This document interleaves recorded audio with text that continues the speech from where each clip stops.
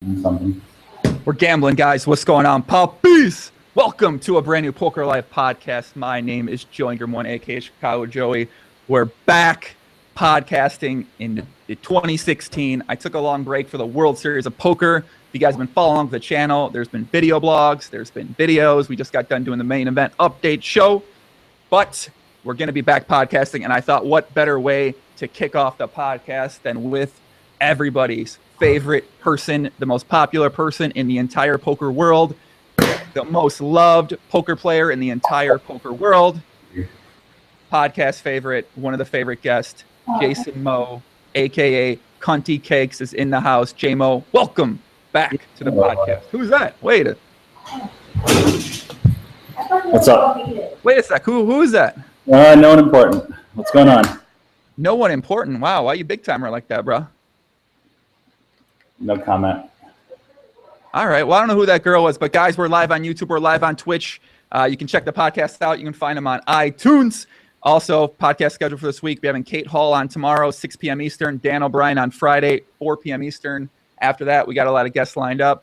And you can stay tuned for when we're going to be live by joining the Facebook group or Twitter at JoeIngram1 or my website, One Poker Life, which I never update.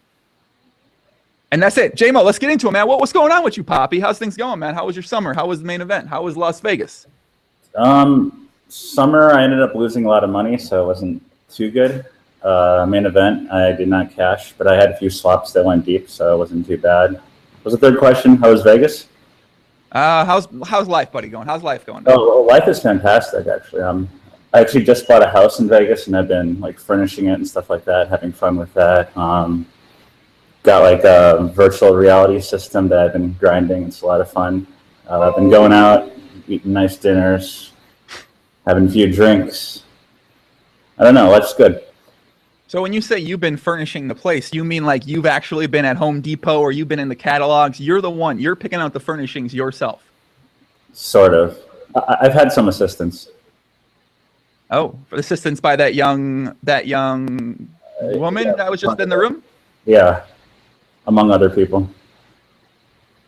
All right, Poppy. I don't know what the fuck that means. Let's get into it, man. So you said you want to do a podcast. You said you got something to say. Why don't we start off with what you got to say, man? What's the main thing you got to talk about? Oh, I said I had something to say? No, I just wanted to come and talk with you about, the random wheelings and dealings and whatnot. Oh, Poppy, much love, man. Yeah, I think I saw you. How many times did I see you? I saw you during Vegas at the final table for Fees and Doug. Yeah. And then did we see each other outside of that? I saw you during the 25K. Was that the 25K PLO or somewhere like right before EDC? I stopped by your table. Oh yeah, 3K. It was a 3K PLO 6 3K max. PLO? Yeah. You ended up going to EDC? I did. So I ended up busting on day 2. So day 2, it's about to be dinner break at like 8 or 9 p.m. So if I make dinner break, I can't go to EDC. It's Sunday night last night. I bust 4 minutes before dinner break on day 2. I go in my room. I change. The girls I went with, they were getting ready. I got ready just in time. We ended up going. It was a magical night. I got to say, I would have taken that over going deeper in the 3K PLO 6 max. I'm not even sure what that says about me as a person or as an individual in the world, but I had a fucking great time, and it was very GTO, man. How about you? Did you have fun at EDC?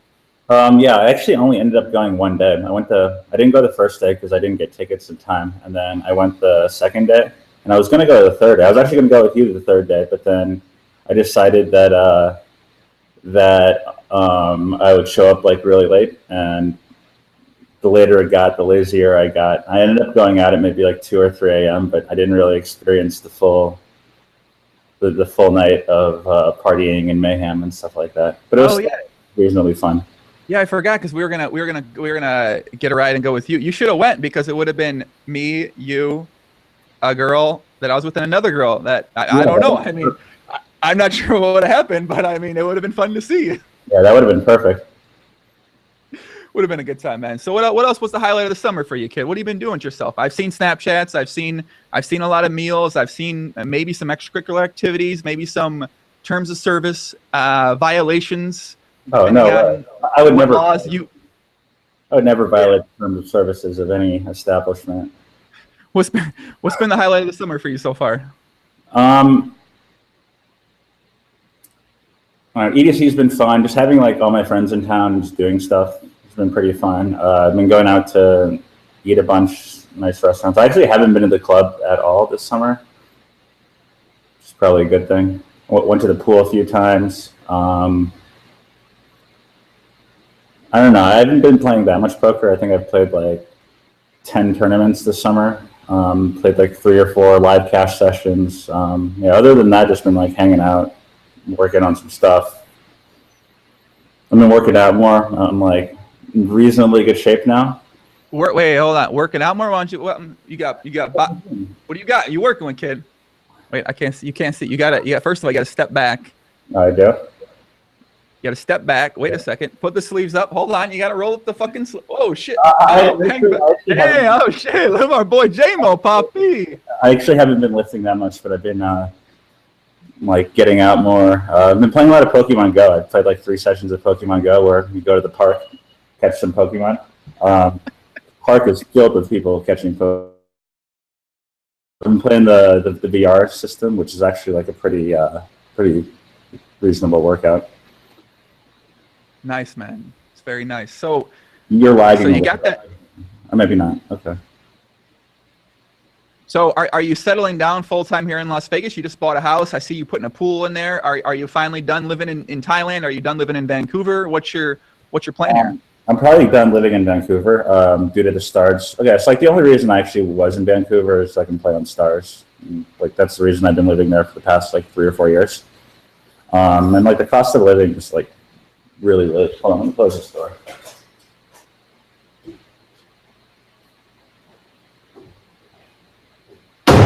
It's like loud out there.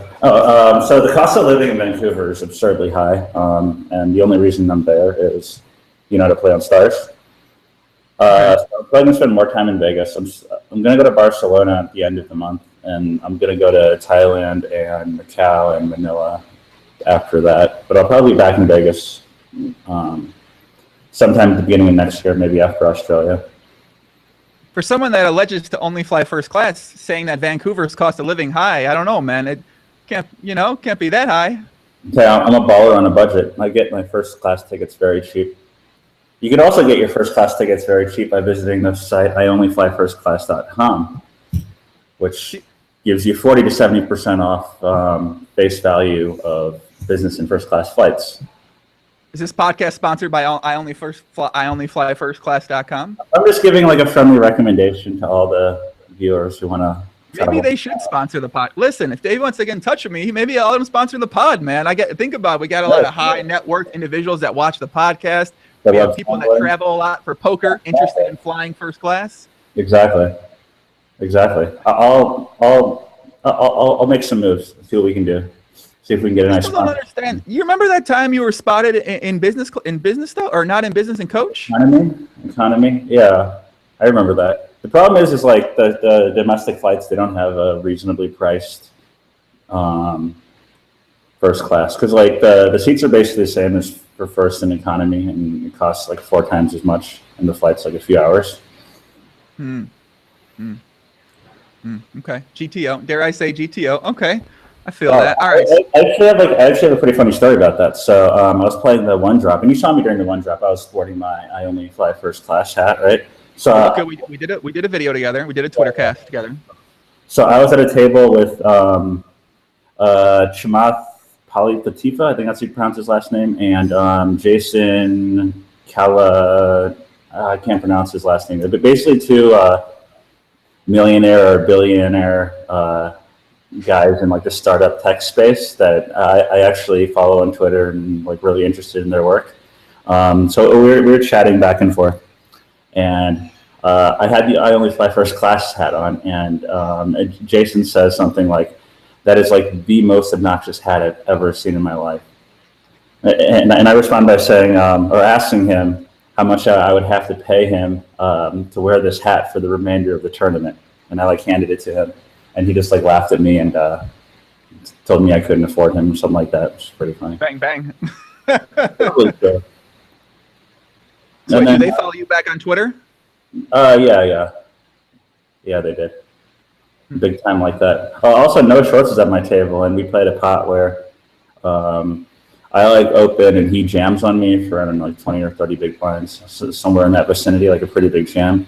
And I actually have a reasonable hand, so I tank forever and fold. And then he like stares me down afterwards and says, "If you called that, you'd be flying economy for the rest of your life," or something like that. Thought that was funny. I like Noah Schwartz. I met him for the first time officially out in Vegas this summer. He's at my 25K PLO table.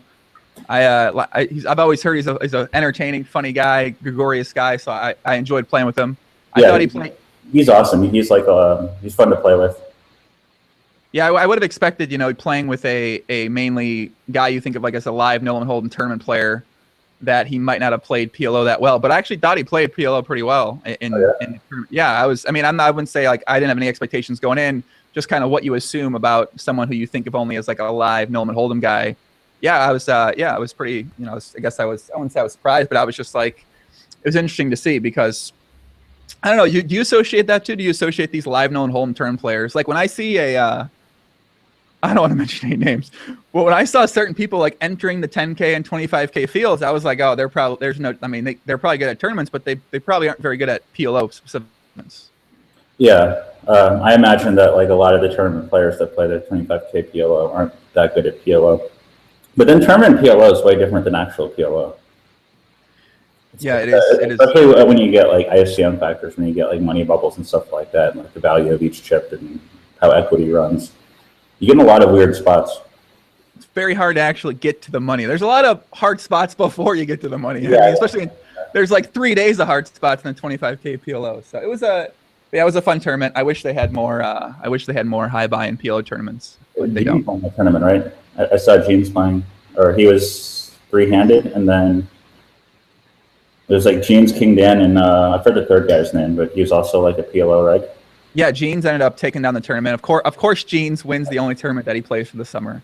Dude, Jeans is too good. He's so good, so dreamy, so handsome. Why don't you get a haircut like Jeans? Why don't we do something with your hair, Poppy? We'll shave the sides. We'll let the top grow out and cut the back. It's too poofy. Like my hair's actually really long right now, but if I grow it out too much, I get like this Asian fro type thing going. Well, just rock that. Why don't you cut the sides up, make it a 1, go to the barber, say, I want to get a 1 up here, no fade, straight hard top.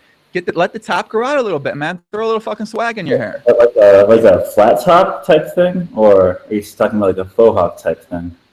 No, not like, you could go WCG or you could go like an Amon Shumpert sort of NBA faux. You could go either one. You could just try it and see what happens. I could go with the Shumpert. The Shump has a nice haircut, although he got a new haircut and like gave him, 6 of the finals? I'm not sure. I only know him with the high top going. Yeah, he got a new haircut like after game 6 or game 5 of the finals or something like that. Well, maybe that's something for now that you're on your workout kick. Now you're on your Pokemon Go grind. You're walking around. You're getting outside. You got a pool. Maybe swimming soon. Maybe a new haircut might be the perfect thing to segue you into the next phase of your life here. Yeah, I don't have a pool yet. It's still being built. It's actually taking forever. It's kind of unfortunate. Terrible, man. I'm sorry. Yeah, I got called out. You see that? I invited, or you called me, or I'm talking about. Yeah, you invited a young female poker player over to your house to the pool, and then it turns out your pool was still being built, so you wouldn't actually be able to go swimming. And then that got publicized somehow, and then somehow you found out about it and inserted a sly comment in there. Wait a second. Did you actually invite a girl over to your house to swim in the pool when the pool wasn't even built yet? I don't know. It was miscommunication. I was inviting her to come to an actual pool. Okay. Kid, I got to ask you about something. So there's been this discussion lately about tournament markup. I had Andrew Barber on a podcast. He was getting into tournament markup. It seemed like you took. I don't know. You don't necessarily agree with his stance on things. Why don't you talk about that a little bit? Oh yeah, that guy has no clue what he's talking about. Absolutely no clue. Some of the things he was saying on your podcast. Okay, so he makes a post on Twitter, and it's actually it's a 1 and 2 paragraph thing about markup, and it's fairly well written, and a lot of things just logically make sense. So I was okay, this guy probably knows what he's talking about. And then he gets on your podcast, and the stuff he's talking about is just complete nonsense. He's saying that one of the main things he's saying is that everyone should just charge a lower markup, and for the reason that like investors can't make enough money at higher markups. Like there's never any discussion as to an actual market that happens where it's like a bid and ask type system where every single player should in theory sell for as much markup as they possibly can. Like for example, like I don't want to throw out like examples of people, but let's say like the top players in the high buy-in tournaments. This year specifically, I've paid like fairly absurd amounts of markup to a few players just because I think that their edge is big enough to justify buying those pieces. And as a disciplined investor, I should take into account like what I believe people's edges are and if I'm making a winning proposition or not. Like none of this stuff is ever discussed by him. He's never talking about. He never talks about like how investors should be diligent, how players should be diligent in getting like their correct value for their services. He goes into this, and then like afterwards he decides that his solution to this whole problem that he outlines is that he's going to sell action at markup, but then donate the markup to charity, and somehow that solves the problem of A, the investors making money or not making money, or B, the players themselves actually, like getting the better end of deals in buying or selling action. Like the problem is that once once someone else sells action, someone buys, and they agree on a certain markup, there's obviously going to be like one winner and one loser, and that's yet to be determined based on, or that's not determined until like the tournament's played and you figure it out. And the worst thing you could possibly do is, because there's like a margin between the buy and the sell, is to like donate a certain amount of like the buy and the sell to charity. Like, how does that make any sense? That hurts the investor and that hurts the player. And the entire point of like buying or selling a markup is for financial benefit. I didn't really understand what he was talking about, and I think he's just kind of an idiot. So do you think there's a problem right now with the market in poker in terms of people selling action at a very, very un-GTO markup? Yeah, I think the main problem is that there isn't a market that allows people like me that can, or in my opinion, can effectively handicap players in certain fields to be able to undercut certain lines that people give with their selling the action. So for example, like a lot of the bad pieces that you would buy are like the packages that post there in 2+2, or like the scammy like U-Stake, or I don't know what they're called, sites. And there isn't an option. Whoa. You just call them scammy sites? Yeah, they're pretty scammy. They got to play. What do you mean? U-Stake performance of the week? You saying that's that's not a scam? That's the U-Stake performance of the week. I don't know what the U-Stake performance of the week is, but I would say that like 90% of the people that sell on that site are probably not winning at the rate that they think they are. And I would love to undercut like almost all those packages, but there isn't an effective way for me to do that, which makes the market sort of a seller's market because they can charge whatever they want. And a lot of the people on the site are sort of uninformed about ROIs. I would say like 98% of poker players are uninformed about ROIs. They've not like actually looked at tournament fields, looked at rake, looked at structures, figured out like beating per 100 win rates in early levels, mid levels, late levels, figured out like maximum achievable ROIs and stuff like that, especially in smaller field tournaments. But let's say, like, this is purely hypothetical, but let's say a tournament has 10 people in it. You can effectively gauge each person's ROI more effectively comparative to one another if there's only 10 people. Obviously, in the main event, it's much harder to determine your ROI. But for example, in a 2-person tournament, or like a heads-up sit and go, ROIs are going to be fairly low cap. In a 10-person tournament, they're going to be like slightly lower cap. In a 7,000-person tournament, like the skill edge is going to be higher in determining ROI. So I mean, there's like tons of factors that allow you to figure out like what you think someone's ROI is, and then you go from there buying.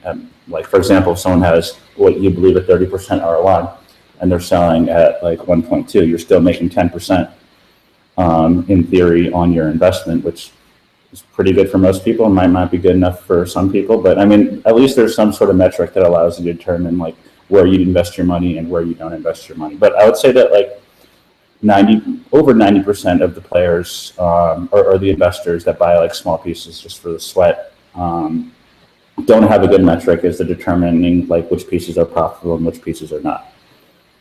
Well, sometimes they might just not care also. I mean, they care to some extent, but they just want to sweat. And if that's what the person that they want to buy is selling at, sure. They're gonna. Yeah, for sure. And that's and the Andrew what's his name? Andrew Barber. Yeah, Andrew Barber. How that was like almost unethical. I don't really understand what he's trying to say, but he's saying like basically it's borderline unethical for a player to do that, to give like a losing proposition in buying their action, which I don't think is the case at all. Like there's a lot of things that you buy for entertainment, or you like most sports bets are essentially losing propositions, right? You're paying juice on certain things. So any form of like pit gaming or casino gaming is going to be minus EV as well. So just because you're giving out a sweat, which both parties, or at least is minus EV, I don't see how that's unethical at all. Like for example, if someone wanted to stake me for a 100K tournament and pay me 2.0 markup, like in what world do I not accept that? Like would I be like, oh, that's not ethical? I can't. Right. And I would say that like almost 100% of the field that plays these tournaments would accept that deal as well. So why can't something like what you say exist, where you have an opportunity to potentially come in there and undercut their? I mean, I guess I understand, but like, why can't you do something like that? Okay, so like the main reason is the sites or the forums or whatever that allow you to buy and sell pieces strictly don't allow other people to come in and do what I'm talking about. Like for example, if on 2+2 someone posts a package and let's say they're selling like 1.5 markup and I think they're winning at maybe like 1.1, which is like a huge disparity. I would go in and offer to sell their package at like 1.3 or 1.4, and I'm still making like 0.2 on that bet. The problem is like the site itself doesn't allow anyone to do that, which means that like it isn't necessarily a free market. It's just a market that exists where someone's trying to sell at a certain rate, and you can either buy it at that rate or not buy it at all. And like the other sites are basically the same thing. So basically, if you're going to do it, you have to do it on the side. You have to do it in the shadows, sort of thing, or on Twitter, or on whatever. Yeah, your volume's like a little messed up right now. So say something. It's like buzzing.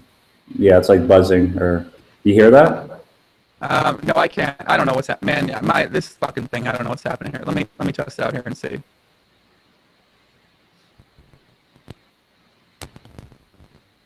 that work any better? It's a little. I mean, I can still hear you, but it's a little like it's a little choppy. I mean, we're fine. We're fine. Did the robot take over, guys? Yeah, the robots took over. Is the robot still on my audio right now? Yeah, for sure. Oh no, fucking robot's back. Last time I did this, I unplugged something from my computer and my whole entire computer shut down. So I hope that doesn't happen again.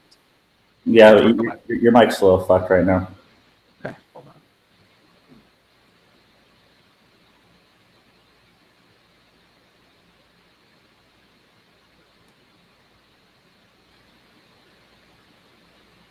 I can't hear you at all. Oh wait, you're still under the. Say something.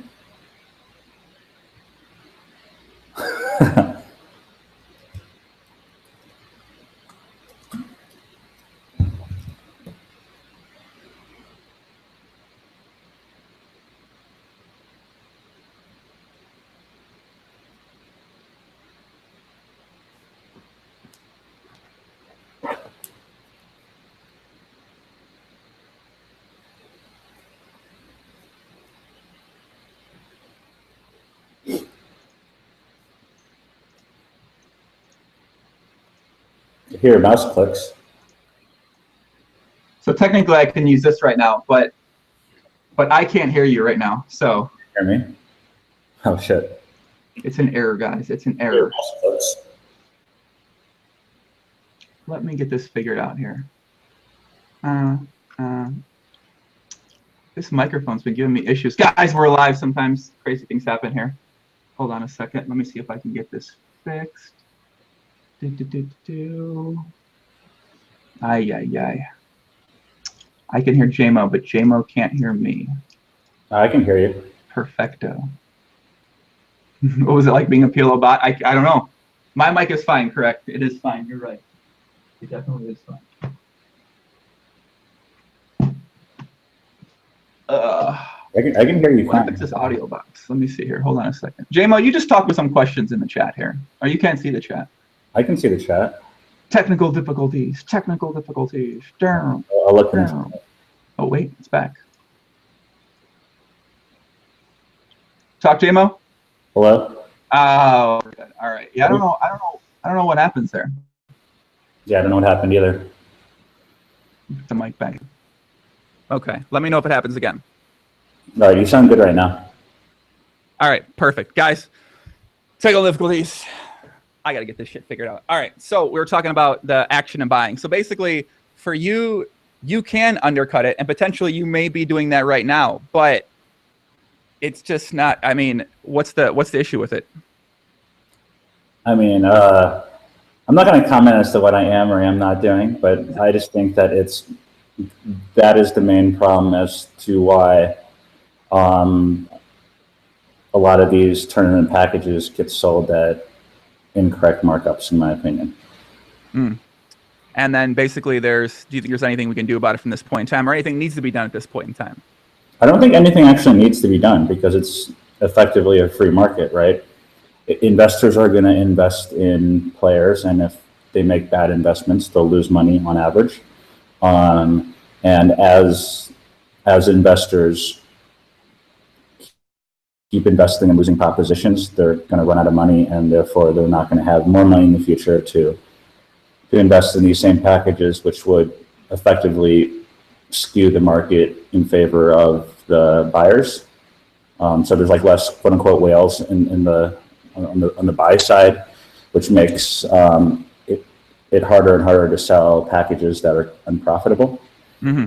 And I think that'll just like automatically correct the system. Like eventually, if you suck enough and you're selling packages that are losing, eventually people are gonna not buy your action. And it's not really too much to say about that, besides that in any market, it should basically correct itself, just due to principles of like free market economics and buying and selling. All right, I don't ever want to talk about this again. I got to be honest with you. I got to say, when I was talking with Andrew about it, I'm just like, man, I mean, like this is, I don't know. Like, I guess I care, but really, I guess I also don't give a fuck on the other hand too. So it's like, yeah, thinking about it, I don't play tournaments. The only reason I really care is because I'm fairly heavily involved in like buying and selling and so forth.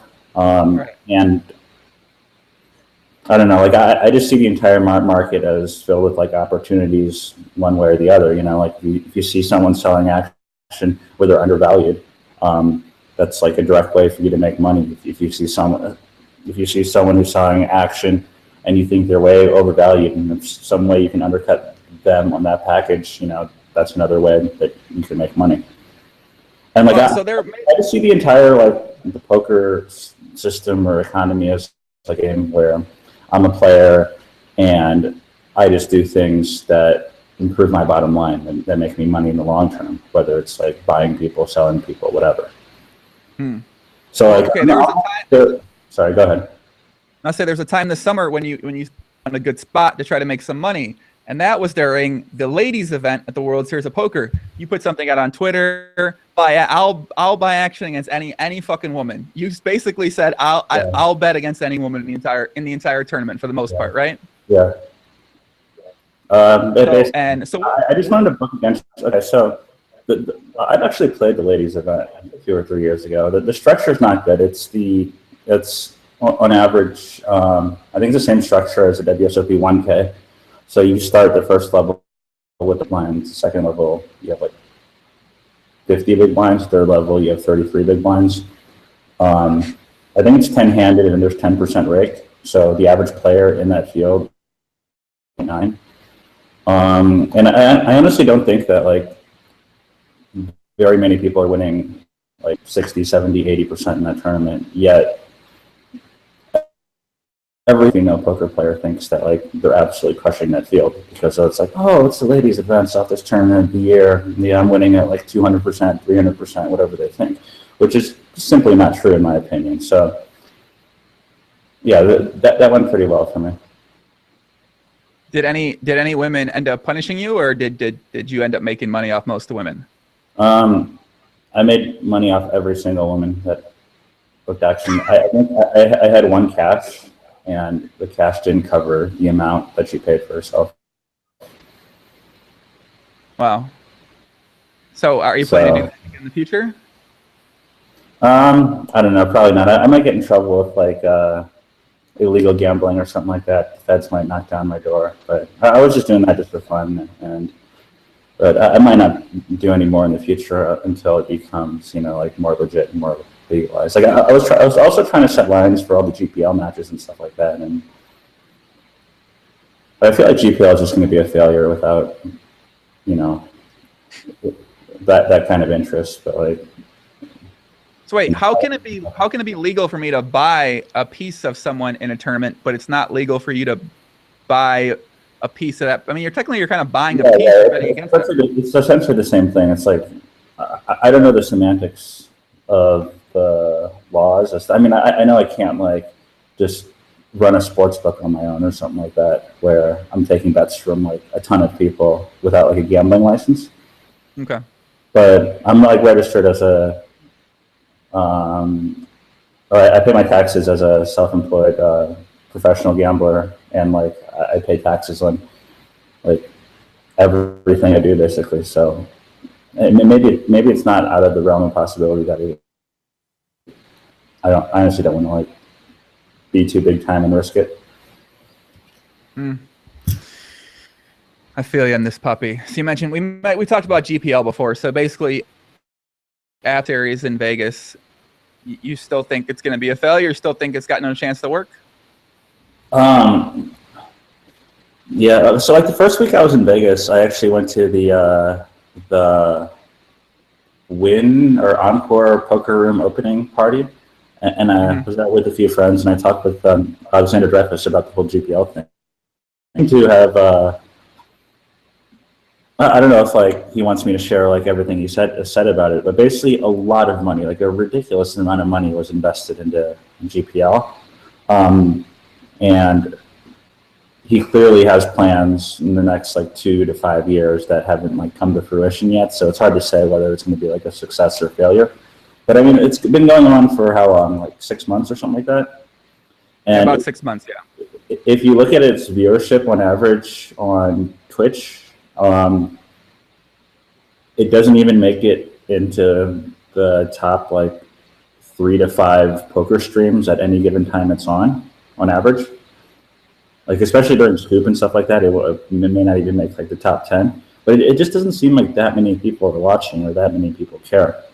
And I was watching a bunch of the heads-up matches because I mean this was a few months ago, because I play a lot of heads-up and I feel like I'm fairly good at heads-up. So I thought I could do an effective job of handicapping players against each other, because you could see both sides' hold cards.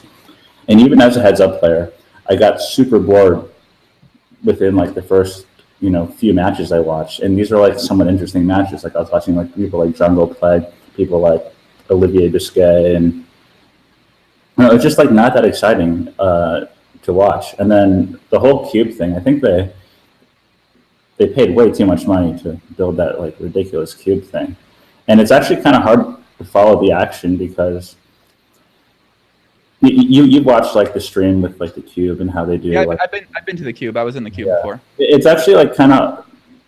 I feel like the interface isn't like very good, and a lot of times I'm watching a hand and like usually I'm pretty good in like understanding what's going on in a hand or understanding the action, especially if it gets complicated. And it's really hard to follow given like the software and given the the stream, and like the commentators are just like absolutely horrible. Like they have no idea what's going on at all. They don't even talk about like what happens in the hand or like what kind of line people are taking. I don't know. Like there's this one like chubby Canadian dude who looks like he's homeless, and I don't know what he's doing there, but he clearly hasn't played like more than 100 hands of poker in his life, and he's there with like some mediocre MTT reg, and they're commentating like heads-up matches. Like either of them have any business talking about what's going on in those matches. Well, you did see one of the GPL commentators, Griffin Banger, Banger. He ended up making the final table of the World Series Poker Main Event. Oh, did he? Yeah, he ended up buying kitty 6th in chips in the final table, 7th in chips in the final table. Bang bang. That's pretty sick, actually. Good for him. He could probably use the $1 million or the $8 million. And I find it interesting because, like, take Griffin for example. He goes from playing poker and he comments on the GPL. People maybe saying things, maybe not saying nice things. Now all of a sudden, final table's main event. All of a sudden, man, they're all about it. They're all on board. I find that dynamic in the tournament poker world very interesting. Yeah. Because people, they're so, I don't know, man. They're so. I guess that's how it works, right? You finally make your break. You finally get your shot. You finally run good, and you make a final table of a big event, and then people look at you in a certain type of way, I guess, and they might not have looked at you that type of way, 6 months ago. Yeah, they're willing to pay the 1.5 markup you're asking for your package instead of the 1.2 that you deserve because you final table the main or something like that. I feel like that's another issue with that. I know we're talking about tournament markup again. I don't know why I'm talking about this, but a lot of people just have they put so much emphasis on recent results. Like people think Fedor is like the God's gift to poker now. They think what? What do you mean he's not? You're saying he's not? Wait a second. He might be. No, I agree with you, Poppy. I agree with you. But I mean, how else that's pretty much the only way for people out there to really gauge what's happening. I mean, that's all. You're not watching these people play. You're not playing with them. You don't see the hands. You just see the results. So that's sort of how to do it. But like all the final tables are streamed with full cards. You can see how people play. You can like obviously like the live up in it is completely awful, but you can like look at hand histories and stuff like that and gauge like how good people are. I don't know. I actually watched a decent amount of the one drop final table up until when Fedor won, and I watched the entire like heads up match between Dan and Fedor. Mm-hmm. I thought it was clear that like Fedor is quite good. Like I don't know about everything else, but even in heads up no limit, like he may have misplayed like a hand or two, but those lines made sense in general. Like all his ranges made a lot of sense. All his bet sizes were like near perfect. And then I thought he played like a lot better than Dan did in terms of just heads up no limit. So, I mean, you learn a lot by just like watching people play with whole cards. So people in chat are saying what's Griffin's screen name? His PokerStar screen name was Flush_entity, I believe. And congratulations to Griffin. I don't know if we're going to be seeing him commentating on the GPL anymore, man. I don't know. Do you think he still commentates on GPL after he final tables his event? I don't know. I wonder how much they're paying him. Probably not that much, right? I wonder how much. Yeah, I wonder how much. They should really hire me to do the commentary for the GPL matches. I think I'd do a good job. They should hire you to do the commentary for the GPL matches. Yeah. They probably couldn't afford me, but I mean, I'd probably give them a discount. So they should hire you for a discount for the GPL matches. You'll be the commentator with Eric Danis, the guy that you think looks like a homeless person or something like that. What you said. I'll find like another homeless person off the street for cheaper than what's his name, Eric Danis, and then we'll go from there. It could just be you and me. How about we do it? I think we do a much better job than those two, or whoever does it.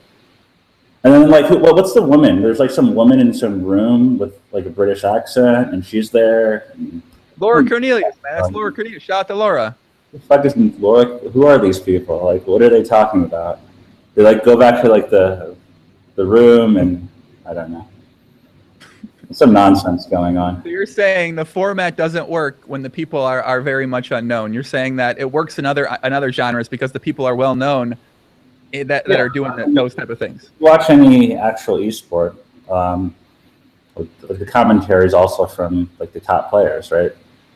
If you watch literally any esport, and then like any of the major events from CS to Dota to whatever, generally there's like a host, but then like the actual commentators are high level players. Right. So it's kind of like people tune in to hear these high level players also talk about the action too. Yeah, exactly. Well, most of the time when I watch GPL matches, I like put on music and like put it on mute, because it's basically two people that like have no clue what they're talking about, just rappling. Wait a second, Griffin, final table of the main event. How's he not know what he's talking about though? I mean, final tabling the main event doesn't really equate to poker ability. I'm not saying. I'm sorry. I'm trolling. I'm sorry. I know you're trolling. I know you're trolling. I mean, he might be okay, but I don't know. I see what you mean. I see what you're saying. Have you been watching all the GPL matches? Well, I'm. The one I watched was like Juan and Jungle. And yeah, I watched that in person. I thought it was entertaining in person. I couldn't really follow the action as well, as you mentioned too. It was a little bit challenging to. It's actually hard to follow the action even when you're like watching, and then there's like almost like a virtual HUD that tells you the action, because the action from the previous street sort of disappears, and it just says like the amount you bet. You can't really tell the positions. There's like two people looking at each other. You can't really tell what happened in the previous street, stuff like that. I mean, to be fair, it's in its infancy stages. The cubes still new. They're figuring out what works, what doesn't. I'm sure that, they got some things in mind. As Alex Dreyfus mentioned, I think a couple of times, a long-term thing. Year one, sort of get things figured out, and then year two, make some changes, make some improvements, maybe fix the. I mean, the commentator thing, that's a good point, but at the same time, it's like, who are you going to get to do all the matches? Because also the top poker players are usually playing poker. They're usually making money playing poker. They're not. They don't want to be commentating, every so often on the matches.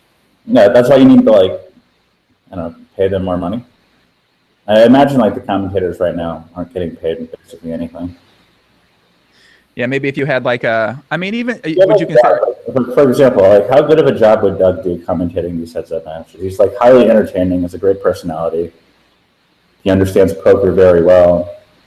You could probably pay him double or triple what you're paying like the homeless dude, and then go from there.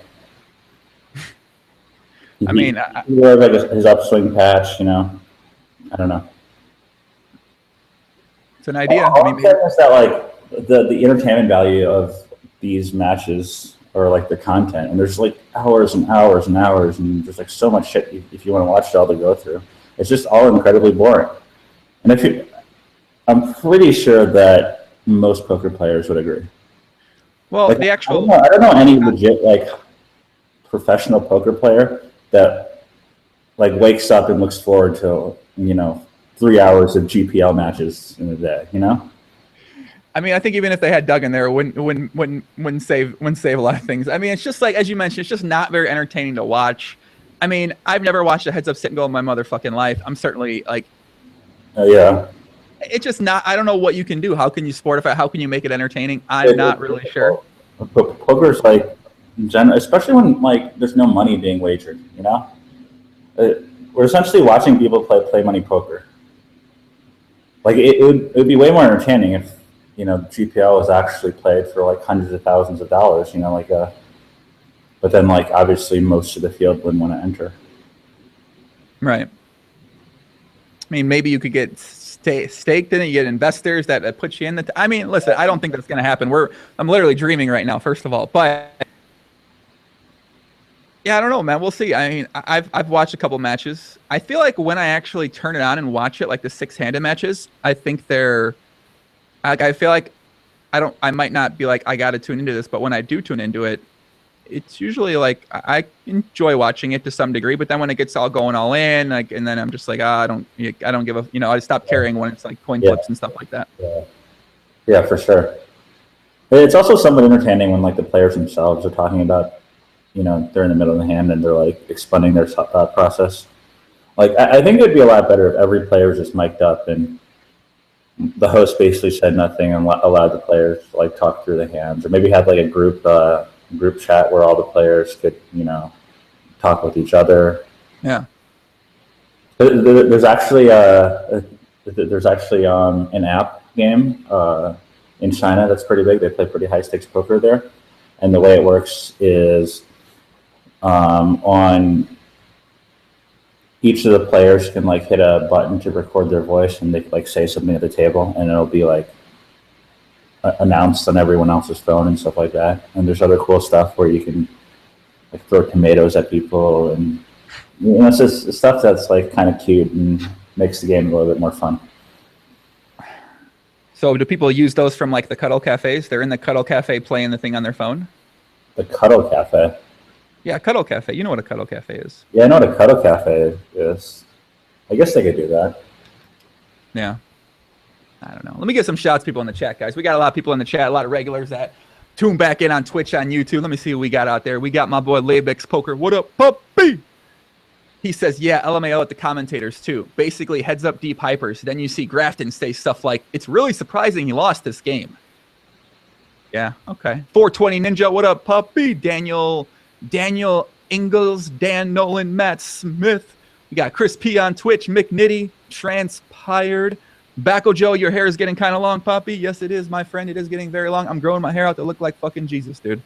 We got Kelzo94, what up, Kelzo? Sarp, Magic Man, Chris P, Timbert, Brandon of Montreal, my boy David Huber. What up, Dave Poppy? What's going on, man? Got a lot of people out there today, guys. Welcome to the stream. Welcome for tuning in. Welcome back to the motherfucking podcast, guys. Some people in the chat said, where can I get the GTOs away alive tank top? They're back up. I decided that I put them back up. teespring.com/store/thepokerlife. Very complicated URL, but you can get there. Eat, sleep, PLO. That's it. All right, whatever, man. So you're not playing poker anymore. So how long are you going to go to Barcelona? Are you still like an online? Is there still heads up action online? Is there still poker for you to play, or is it like are you a professional action buyer now, or what's the future hold for Jason Moe? I'm still playing a decent amount of poker. I mean, I played like 10 tournaments this summer. I played a few cash game sessions. I've been playing like a decent amount online. I don't know. There's less action at high stakes online now. Like the highest I usually play is like between 10-20 and 25-50, and those games like don't really run that much anymore. And I don't really have that much interest in playing like 2-4 through 5-10. I'd rather just do something else with my time. Right. Like what? What else would you do with your time instead of playing those stakes?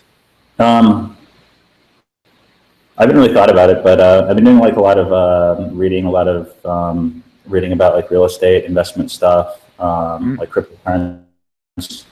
Basically like expanding outside of poker. Like I don't think like my expectation playing poker isn't that high. Like I think I'm up maybe like 150K this year playing online, and maybe my expectation is like 250 max for the amount I'm going to play. But like the next year it's probably going to be worse than that, and the next year it's probably going to be worse than that. So really feel like I should expand my horizon and like figure out what I want to do, especially outside of poker. And like my success in poker, like having a fairly large bankroll allows me to get into a few other things that I wouldn't necessarily be able to at this time, like my age. If I had like, if I was like in student debt or something and had like a minimum wage job or whatever. So I feel like I should capitalize on certain things like that, which in part means I'm going to be playing less poker. I'm going to be playing more live, actually. There's like a pretty big game that runs. I think they were playing in Montenegro before, and sometimes it runs in Manila, but they're playing something like 5K, 10K Hong Kong dollars, but sometimes it's 10K, 20K, and then at other times it's 10K, 20K, 40K. What does that equate to in United States dollars? 5K, 10K is like, I want to say like 650 1,300 or something like that. Okay.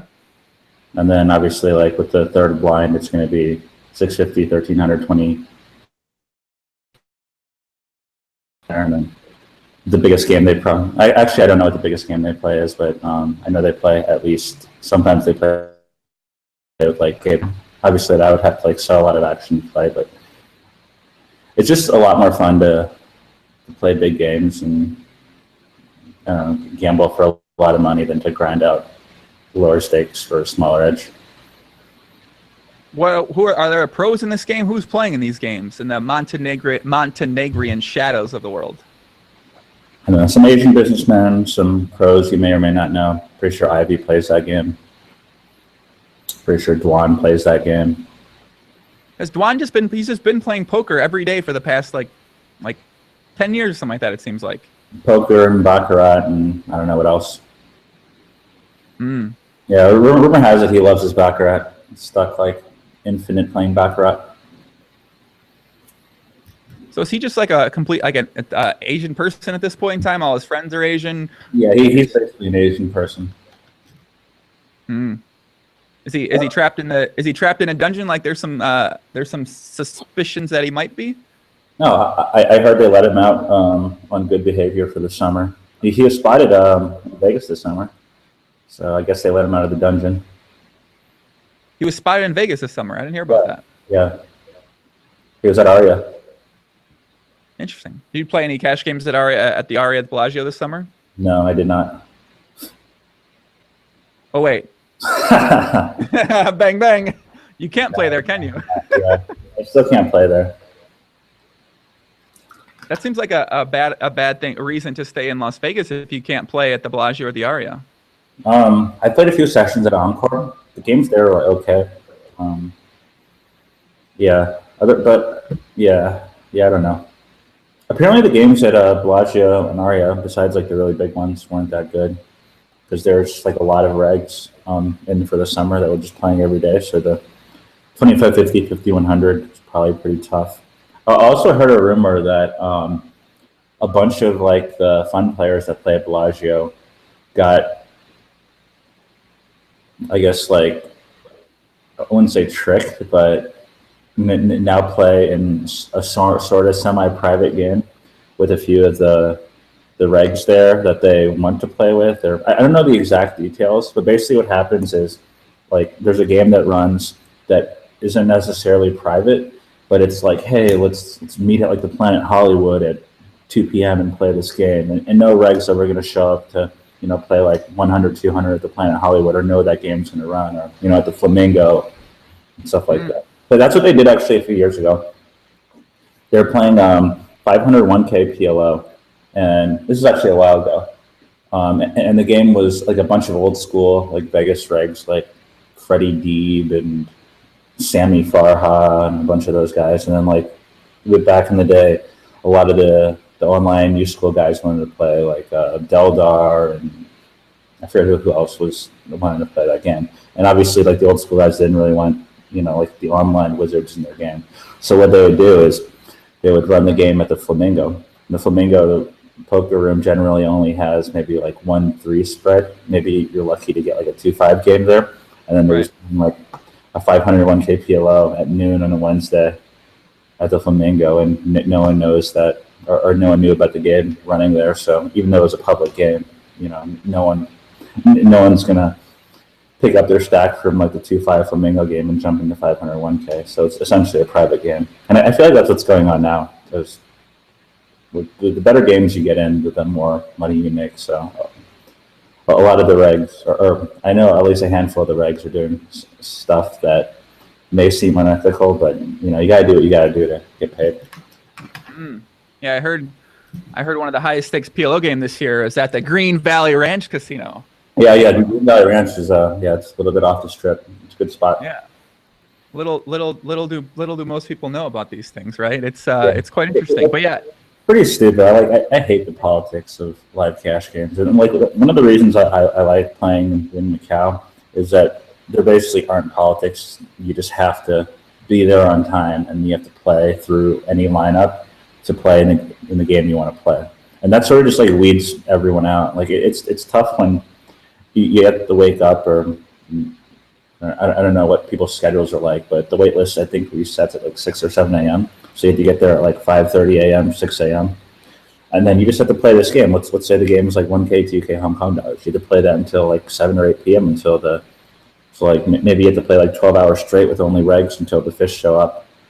And then the fish or the VIPs obviously have like priority seating in all these games. There's like I think the 9 seat and the 1 seat are always for VIPs, so that they get a seat in those games no matter what.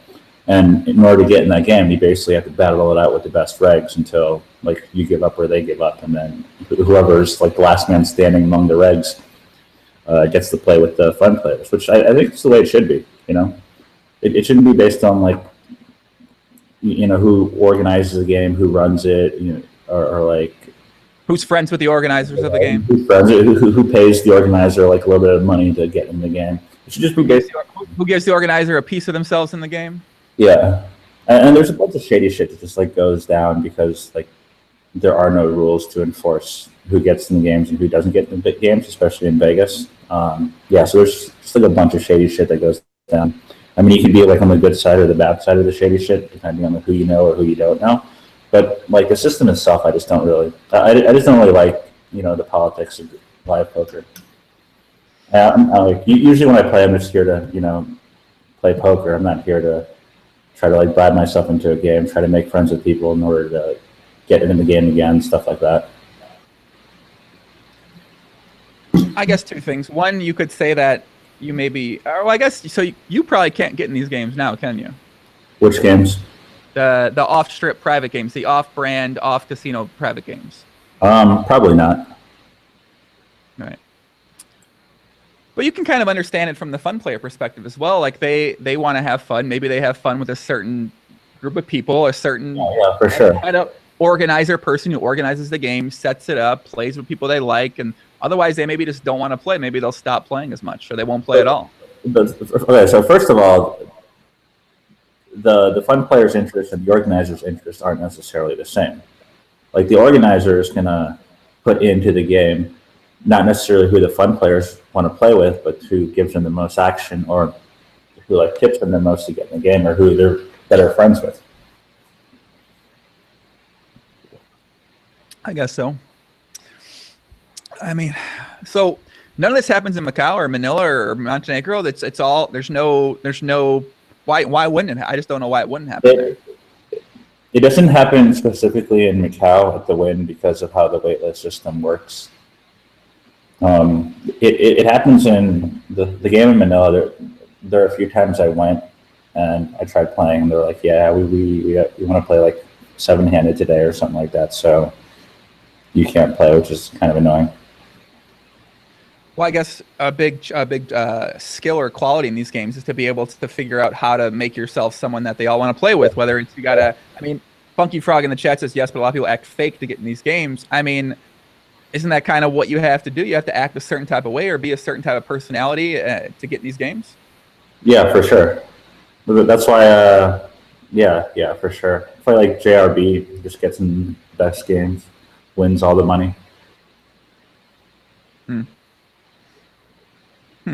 So I guess, your plan here coming up, you got Barcelona here in August, and then Montenegro. Is it Montenegro?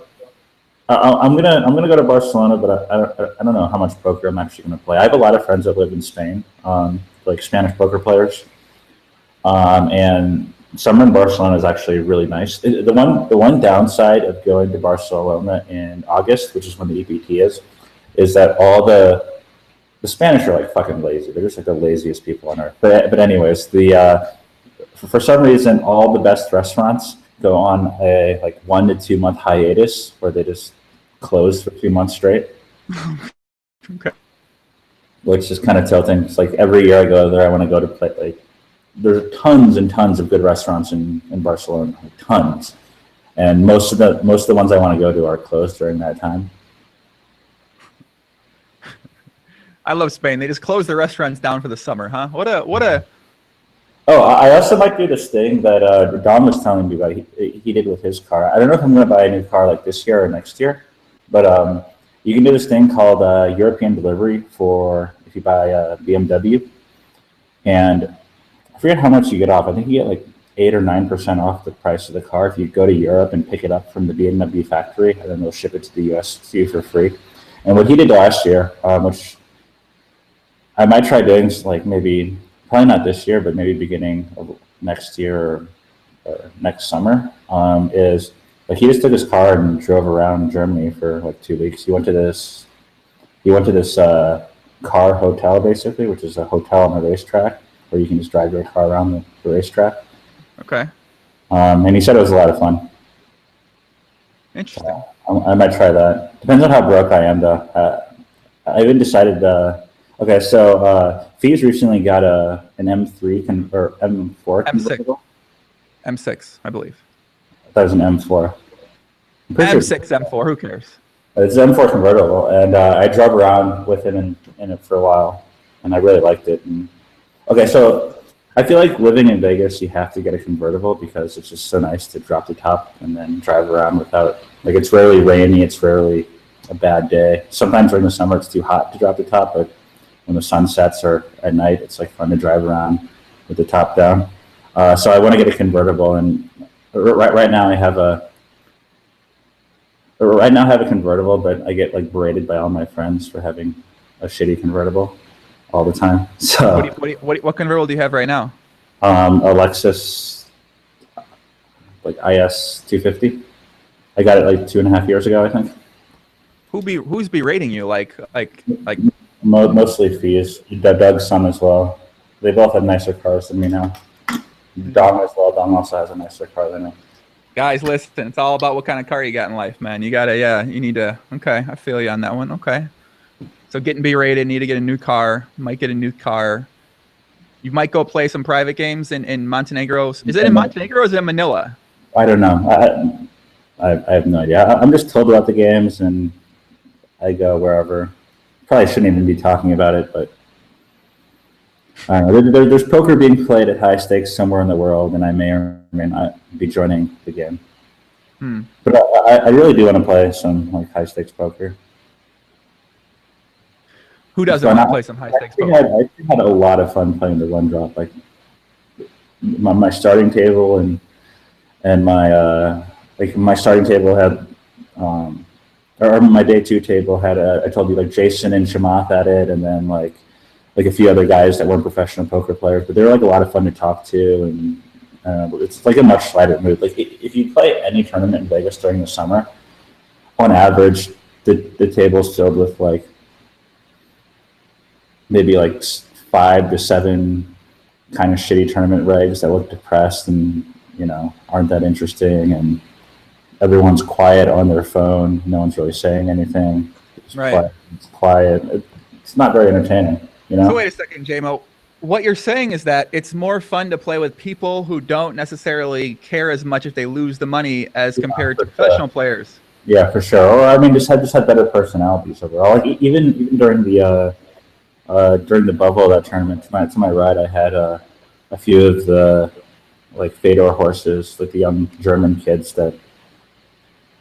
They were like the first time I met them, but they were like, reasonable human beings to talk to. And like Fedor horses? Yeah, I forget their names. So the guy that got third and another guy that cashed, like tall. His name is like Christieson or something like that. Okay. I forget their names, but they're like fairly nice guys, and yeah. I feel like overall, the German, especially like the younger up and coming German poker players, they have like a much better grasp or outlook on life than like the older, more weathered American, Canadian pros, stuff like that. Like not only are they probably better at poker, they have a better fundamental understanding of the game, how it works, but they just seem like they're better human beings overall. I wonder. I think Doug said something like that the other day on the World Series of Poker main event show I did, and yeah, I found that interesting. I mean, I guess I know some of the Germans that I know. I mean, they have some negative qualities about themselves. Some well-known German players. They're not all like these perfect kind of saint. Maybe on the surface, maybe they represent themselves to be that way. Maybe they put more of an emphasis on trying to represent themselves to be that way, which could be the case. Maybe some Americans are like, they're just like, I'm not gonna like, maybe they don't put as much effort into making themselves appear to be that kind of person or that kind of way. Yeah, maybe.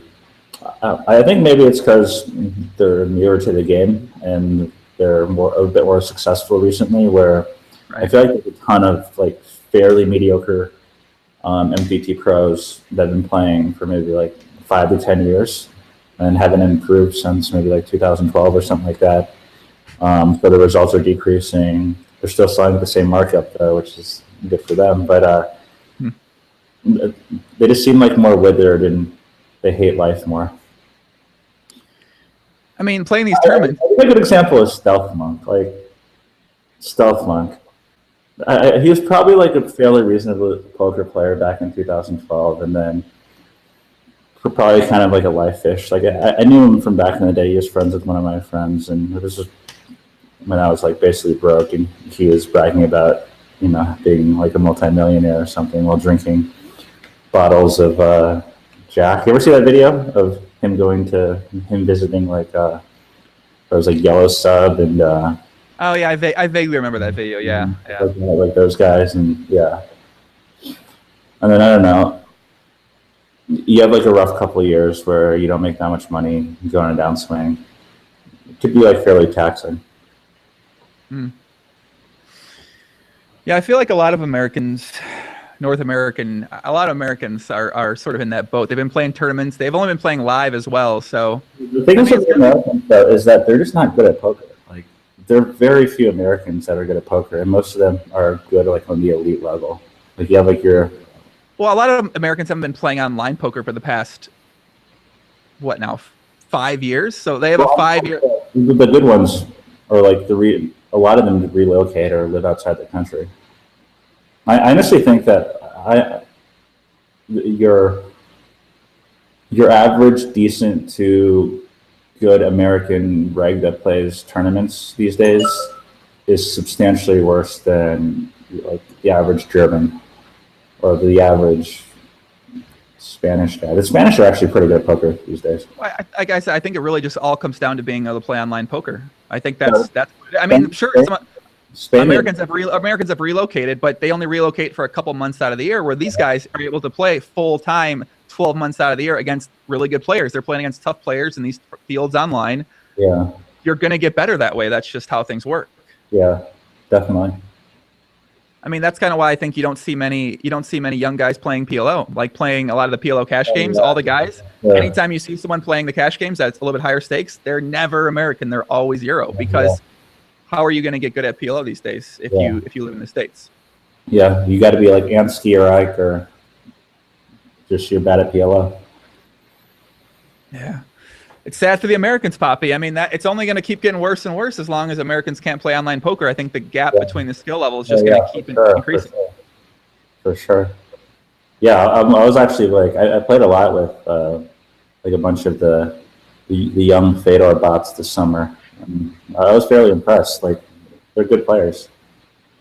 Who are the Fedor bots? What are these guys' names? I mean, I don't know if they're like actually staked by him or who's involved. Or no, I know Gus, I think he's really good. What's his name? Stefan Stoltenheimer, something like that. I can't pronounce any of their names. Reiner is probably pretty good.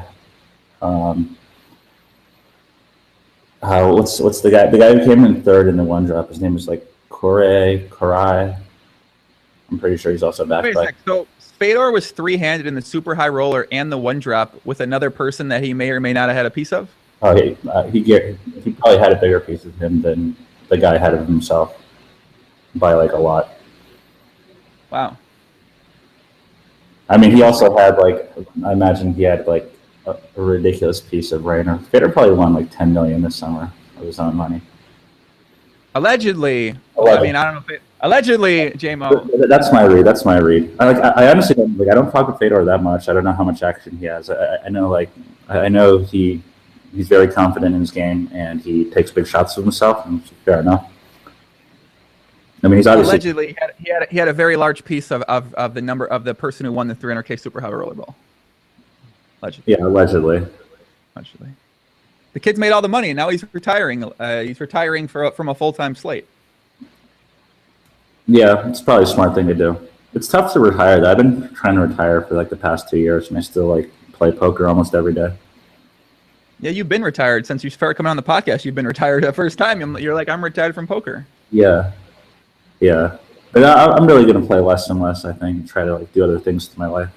It's. I feel like it's difficult to make that much money playing poker. I suppose it depends on your definition. I mean, it just seems like for you personally, it's harder just playing online because there's just not enough games. There's not enough action. It's just it's no one's going to play. Yeah. I still think I'm like fairly good at heads up, so I can still beat most people at like fairly high win rates. I've gotten a lot worse at 6-max since I haven't played. I used to play like a lot of 6-max on stars online from like 510 to 2550, and I haven't played any in like the past 2 years. So I imagine everyone's just better than me in those games now. So I can't really win there. And there isn't that much else to play. Like tournaments, yeah, tournaments are. I think I'm winning a lot in tournaments, but like the variance is insane, and the buy-ins online are just like really small unless you're playing like Scoop or WCoop. So, am I really gonna start just playing $200 tournaments as a professional? I don't think so. Also, the problem with tournaments, they take fucking forever. You just gotta like play so many hours, and your hourly is not even that good. Your hourly is only good if you go deep in tournaments. Right. Yeah, I'm trying to remember. I can't remember back in the day when I first started playing online. I can't remember why I chose 5-cent, 10-cent full ring over the 180 mans. I can't remember why I did that, but I'm so happy I made this decision. But the reason I chose those is because, like when I started playing, I was good friends with. You remember like the Lego poker guys that I was pretty good friends with Craig Boyd. I know Craig. Yeah, I know Craig. And then he introduced me to Greg Brooks. Mm-hmm. There's like a bunch of other people I'm forgetting, but they all played at the time. They were like the end bosses. They were playing like 25-50 cash when I was playing like 50-cent $1. So I sort of wanted to be like them. So that's why I played cash instead of tournaments. Probably a good play on my part. Plus, like after that, I met like my friends in poker. Sorry, go ahead. No, I'd say that's probably why I started playing cash, because I always saw the red names on stars and on full. I saw like the guy, but mainly full tilt, the Rail Heaven games, and I was like, I want to play those high stakes one day. Yeah. I think that's the reason I started playing cash games. Yeah, I remember reeling those cash games, like Ben You Mean, like You're in Danger. Those are real sick. Galfine was playing those back then. Man, those like, I don't know if we're ever gonna see action like that again, man. Like those guys were just. Yeah, probably not. Although a lot of the games that run in high stakes, especially in the past year, I know have been crossbooked pretty big. So you're actually like a lot of times when you're railing a high stakes match, you're probably railing something where both players are playing like 10x the stakes. Like I know some of the 400 800. I know some of the 400 800 8 games heads up match have been crossbooked like 1,000%. Stuff like that, so they're playing like 4K, 8K, maybe even bigger than that. That sounds like who's doing that? Who is playing these games? It's like their usual suspects, you know, like Isildur, Ivy. I don't know, whoever plays those games. Interesting question here from Quarty. This is actually an interesting question. Does Jason feel under the shadow of his successful poker friends? I mean, you're successful at poker as well, too. Do I feel under the shadow? What's that mean? Like under the shadow of your successful poker friends, maybe like Doug and Fees or something like that. No, I wouldn't say that. I mean, it doesn't really matter to me, even if I'm under their shadow or they're under my shadow or whatever. It's all about like the way I approach poker is not necessarily for everyone to think that I'm good or think that I'm successful. It's for like my own personal benefit. So at the end of the day, I'm happy with how I'm doing in poker. If like I'm making money or I'm doing well enough to justify me working hard, spending my time playing poker, that's like more than good enough for me. Like I could care less about like the opinions of like, oh, Doug's done better than you. Like, aren't you like what's his name? The Kanu piss pot boy comments. Like, right. It doesn't really affect me that much. It's all good.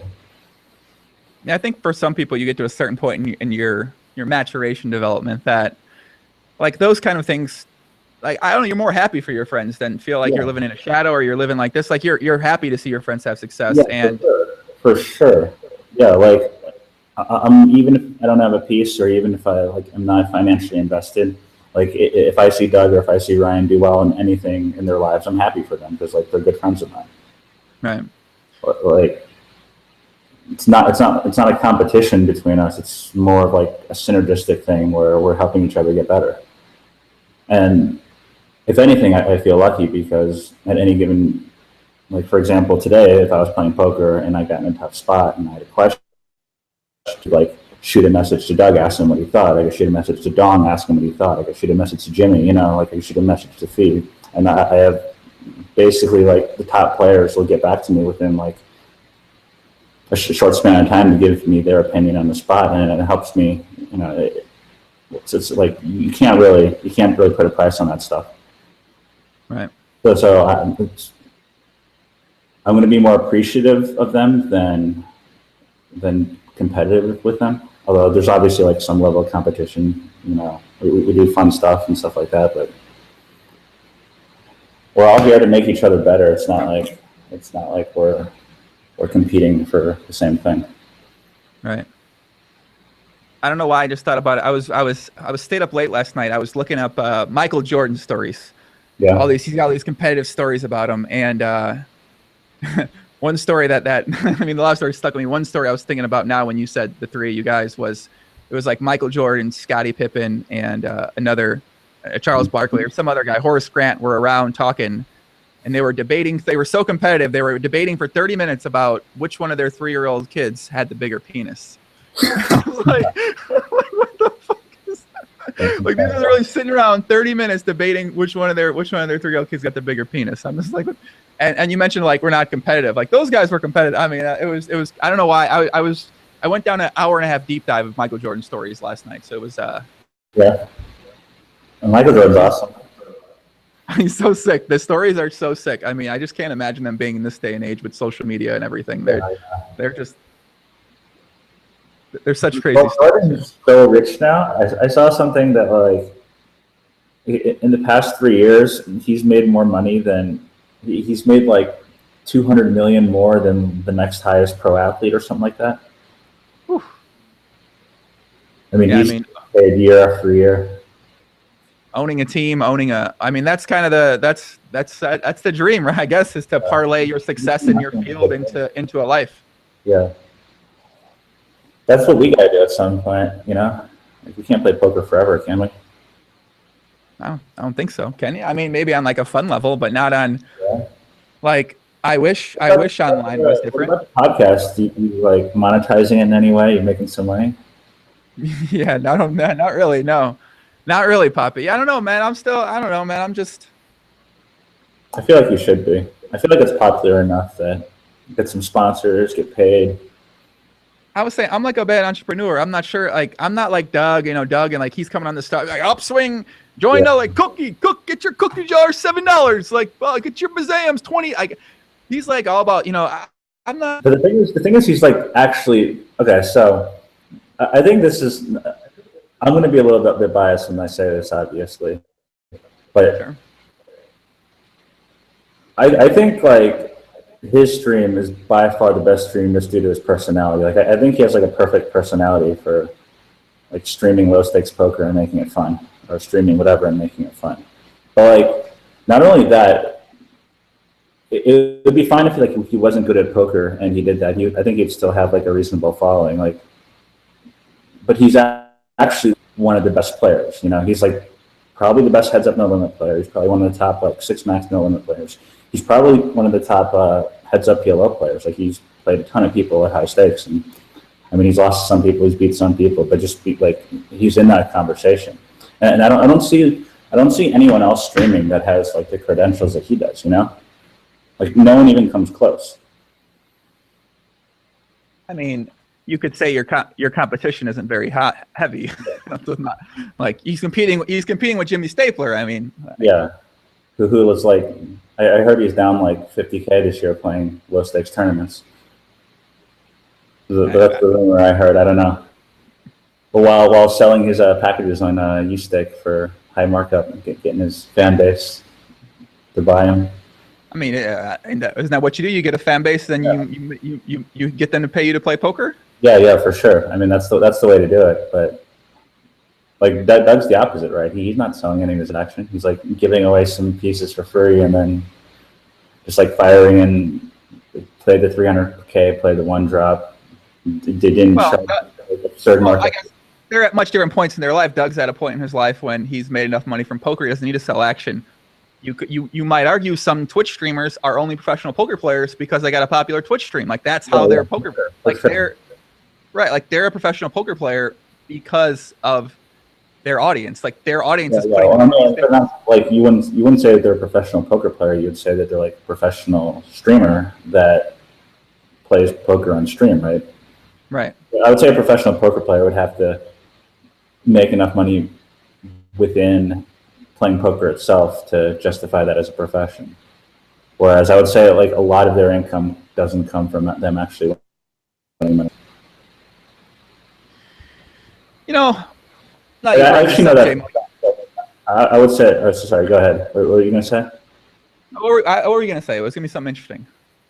Oh, I was just going to say that I know for a fact that like the other quote unquote top streamers probably make a substantial amount of their income from streaming as opposed to actually being profitable poker players. And with some people, the ratio is probably like 95-5 or 105% and then -5% playing poker, somewhere in that range. And see, I don't, you know, I'm not even hating. It's good for them, you know, like right. So that's how things work. So if it works, if you're able to do that, you know, you go ahead and do it. But for sure, I guess the thing I gotta, I mean, when you're in that position and you're helping people, like you're giving people advice how to become a professional poker player. I just don't see how you can give advice to people how to become a professional poker player if you aren't a professional poker player yourself. Like if you haven't really made it in poker and you're not winning at poker, how are you telling other people what they should be doing or not doing to become professional poker players and winning at poker? That's the point. That's the part for me that the question is like, will people pay you for your advice or for your coaching? Like for example, that your Doom guy, he's been coaching people to play online poker for the past years, despite probably being a losing player online for the past 3 years, you know, but he can still get away with posting his graphs from 2010 or like making up graphs and then getting like a following because like no one knows any better, or a lot of people don't know any better. Like unless you understand like who's winning in poker, who's winning in certain fields, or who's winning in certain games, if you're like a beginner and you don't know anyone, you're given an impression of someone and they seem like a good coach, they seem like a good poker player, you're going to like give them money for coaching or for advice or something like that just because you don't know better. And that's just honestly part of the game. It's the best coaches aren't necessarily people who are the best players, they're just the ones who advertise their product the best. Right. Like as a coach, your incentives aren't to make people better at poker. Your incentives are to get people to pay you money for you to explain to them your opinion as to how they should play poker. And like the results are sort of irrelevant to you. If you coach someone and then they win like $1 million, or if you coach someone and they lose $1 million, like you're getting paid by the hour. It's not like you're getting paid based on the results. So the net result is indifferent to your bottom line. Yeah, I still think some of those coaches who may not be winning anymore, I mean, I still think they can have a positive impact on a certain tier of players too. So I think they do have some value in terms of what they bring to certain people's table. Yeah, for sure. I've actually been a few people have hit me up for coaching, and mostly just like MTT players that are ridiculously bad at heads up. I just want to like get down the basics to heads up no limit, and I've just been charging them like kind of an absurd rate, but I think the value that I bring, I could like easily justify like an even higher rate, as opposed to like, for example, if you're paying like 4 times, 5 times more for me to coach you versus this, like, let's say your Doom, or even, like your average Deuces Cracked or Run It Once, or, whatever training site out there, coach that plays like mid stakes and coaches for maybe a couple hundred an hour. The question is like the marginal utility of like, I actually feel that like the marginal utility of getting coached by me for an hour for, let's say, 4 times the amount of an average like mid stakes heads up reg is just like quite a big difference. McNitty says, why does every Twitch poker streamer now think they can coach poker, advertise as a coach? It's freaking disgusting. I actually don't pay enough attention at the current moment in time in the Twitch landscape from being out in Vegas so long. I don't know if that's the case, but you actually watch like Twitch streams, like people playing poker on Twitch? No. Yeah, I watched Doug stream like a few times. Like even Doug stream, I can't watch for that long because it's kind of ridiculous. Like I lived with him when we were in Vancouver, and he started streaming at fucking 7 a.m. every morning, and so his stream room was like right next to my bedroom, and every day I wake up at 7 a.m. to him yelling like, "We're live, bazam, motherfuckers," or something like that. He just wake me up every day at 7 a.m. Every day, huh? Every day. I mean, I was only there for like 4 days, but every day at 7 a.m. he would wake me up. It was actually really annoying. And then one time I rolled out of bed, I was in my boxers. I like rolled into the room, told him to shut up. And later in that day, he told me I couldn't do that again because something about male nudity. I didn't have a shirt on, and you can get banned from Twitch for showing your nipples or something like that. Is that true? We test that theory? No. We won't do it. Yeah. I mean, I like what Doug's doing with Upswing. I think they're doing a very, very, very good job at it. They're doing a very good job. They're doing a great job. Maybe some PLO upswing PLO section in the works coming up here soon. Yeah, I heard also rumors that they're maybe expanding in other games, like maybe some of the esports are gonna have some training videos and whatnot. Interesting. It's good. I mean, they work really hard on what they do. It's like they're not fucking around. Like they spend a ton of time on the content. They spend a ton of time thinking about the future of the company. So I think it's going to be like very successful. I definitely agree. I thought that when they first told me about the idea, I don't know, what is it, like last year sometime they told me about the idea. I was like, I mean, I'm pretty sure it's going to be good because you got Doug. Doug's a hard worker. Yeah. Work ethic like very few people have, and you got Fees, smart guy. Yeah. I didn't know much about Matt Coletta, but Matt, after hanging out with Matt, talking to him a bunch. Coletta used to be an end boss back in the day when he played poker. He was one of the best. He was one of the best 25-50 heads up regs. This is when Doug was probably playing 1-2. When Fees was playing like pretty high stakes back then as well. But yeah. Yeah, I'm excited to see what it has in store. I mean, I'm excited. I may or may not be. Ask him how much they are paying to advertise Upswing. Technically, I may be involved somehow with the PLO stuff, but that's to be seen. You gonna put some Joining 1 PLO content videos? I don't know. I mean, I feel weird. I feel weird about that part of things, but maybe, I don't know. We'll see how it goes. We'll see what happens. Someone says, get your boyfriend off and get fader holes on. Okay. Cool story, bro. I know, for real. So, I guess from here, you're spending your time? What are you doing mainly main days here? Most time in Vegas. If you're not playing much poker, what are you actually spending your time doing? Do you have any new hobbies besides eating? You hang out with the girl. Got game girls a lot. I always see a bunch of pictures and stuff like that with you out with them. Yeah, they're pretty cool. I have a bunch of friends in town now, though most of them are leaving pretty soon. I've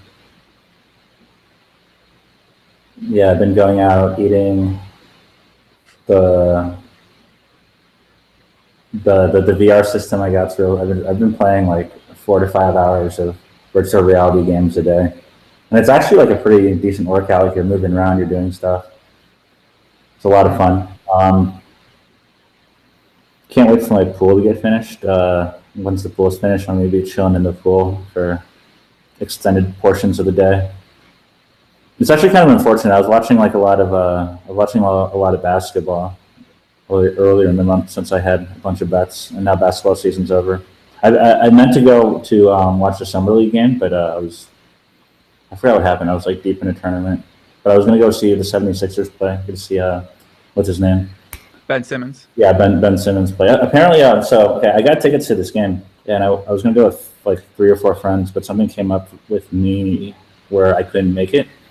But they went and they told me about the game. Apparently, in summer league, you can just foul as much as you want and not get like. Okay, so they start 10 fouls, JMO. 10 fouls. Is it 10 fouls? Okay, 10. So they start the game, and Ben Simmons has like 4 fouls in the first like 10 minutes or something like that. And they were thinking like, oh shit, like they're gonna take him out because he has 4 fouls. And then he just stayed in and kept fouling people. He ended the game with 8 fouls and just stayed in for the entire game. And I didn't realize that was the rule. But welcome to basketball, JMO. It's nice to have you on board. Apparently, he didn't look that good. I mean, he did have 8 fouls, and yeah, I don't know. I'm actually talking basketball with Jason Moe. I got to say, I didn't think this day was ever going to come on the podcast. Yeah, I'm actually going to start watching like more NBA and stuff like that. I'm going to start playing like DFS as well. Seems fun. Why don't you start playing basketball? I'm too Asian to play basketball. There's a lot of Asian kids play ball. I used to play.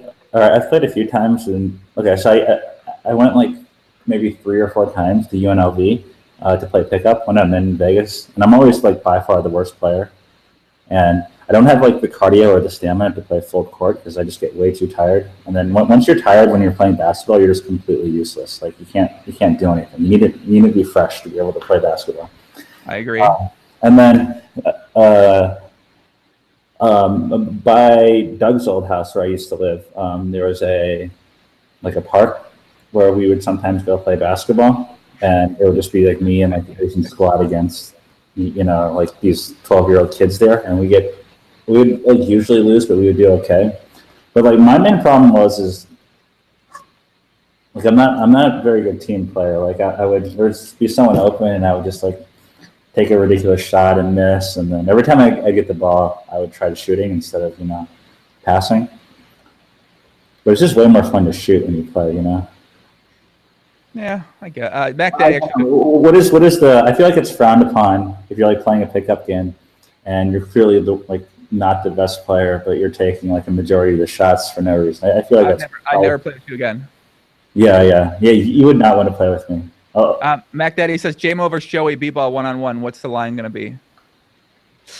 I gotta die to lose that match, guys. I gotta be honest with you. If we played to 21, I would bet on myself with a 14-point handicap. 1-on-1. Is it make it take it? Oh, if it's make it take it, then I would need more, I think. If it's make it take it, I think I would take myself at like 16 and a half. Is it 2s and 3s or 1s and 2s? What's the scoring system? I guess 1s and 2s. Wow. How tall are you? 5'11". Man, I just don't think you could ever stop me. I mean, I'd get to the hole every time on you. I can only shoot left-handed. Well, luckily, I'm a very left-handed shooter technically. But if it's not make it take it and you score it every single time, I would only need to score like a fourth of the time, right? Well, we couldn't if we have to play. We probably have to play make it take it, I think. Yeah. I mean, then you would just beat me, right? Because I would never get the ball. Maybe. I mean, I don't know. That's on you on defense, kid. That's where the defense comes in. How tall are you? You're like 6'2", 6'3"? Yeah, 6'2". Yeah, I'm kind of short and I can't jump very high. Now we're talking about a game. I like basketball. I'm actually going to try some. I'm going to try some new sports out here coming up here because I want to start doing some new things, but sports wise. So, what sports are you going to try?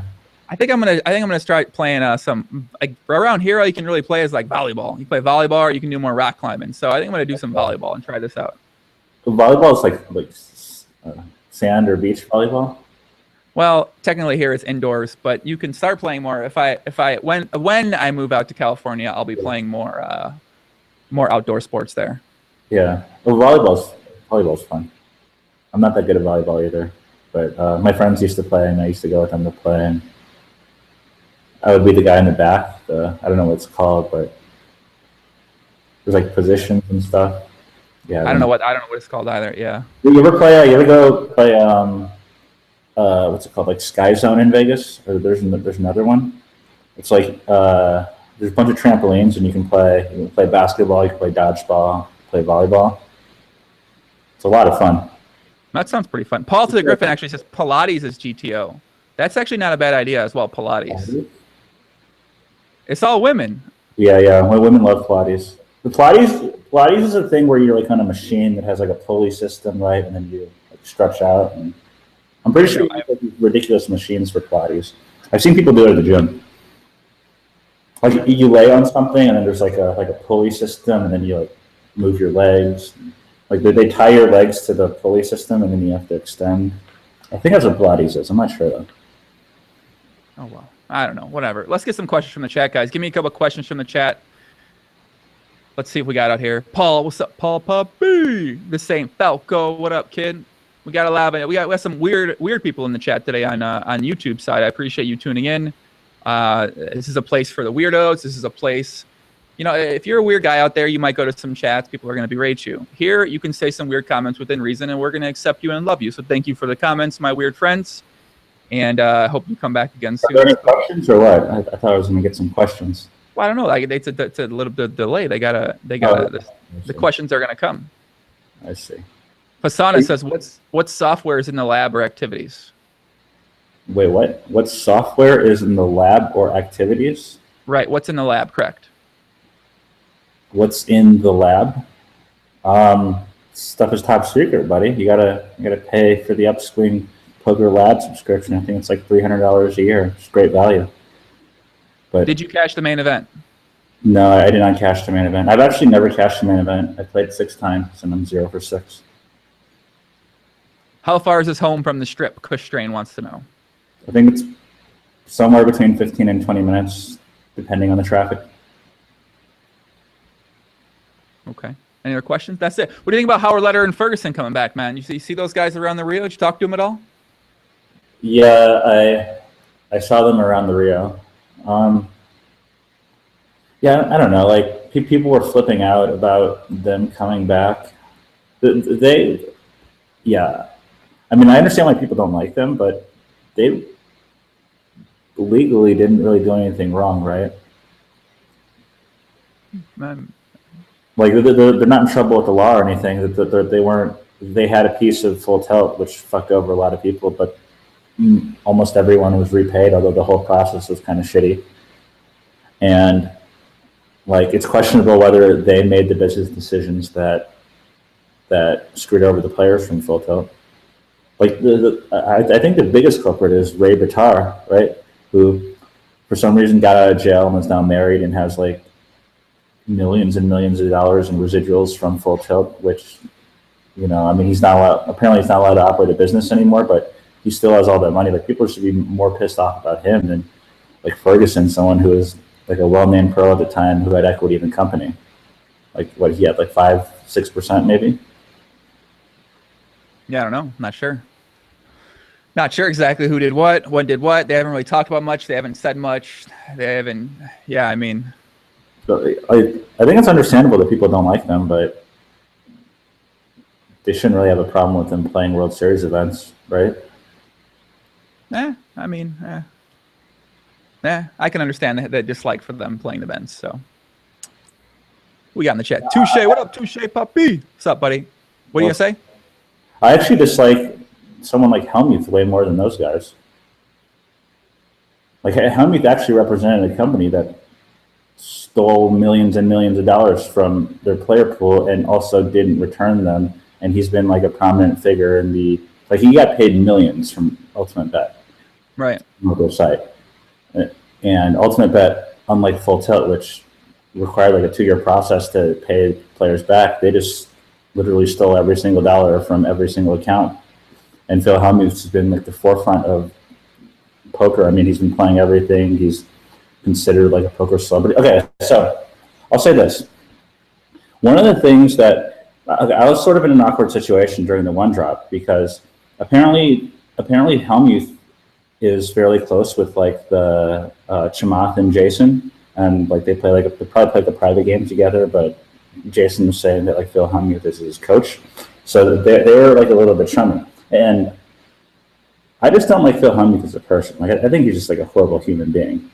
Like the way he acts, the way he speaks, like the stuff he's done in the past, like his level of play compared to like the disdain he has for everyone he plays with. So I just like don't like him as a human being, and it actually disappoints me that like people that have been successful in other, outside of poker, like these guys, they've made billions of dollars doing other things, consider Phil Hellmuth to be like an elite authority as to how to play poker well. And like Jason was saying, like, that's why you're the best, Phil. You have 14 bracelets, which is, it's true. It's pretty sick. He has 14 bracelets. But if you actually look at the way he plays and like what he's done, there's clearly people that are better at teaching poker or representing poker than he is. And if you watch any of the 300K coverage, it's clear that he's like somewhat clueless and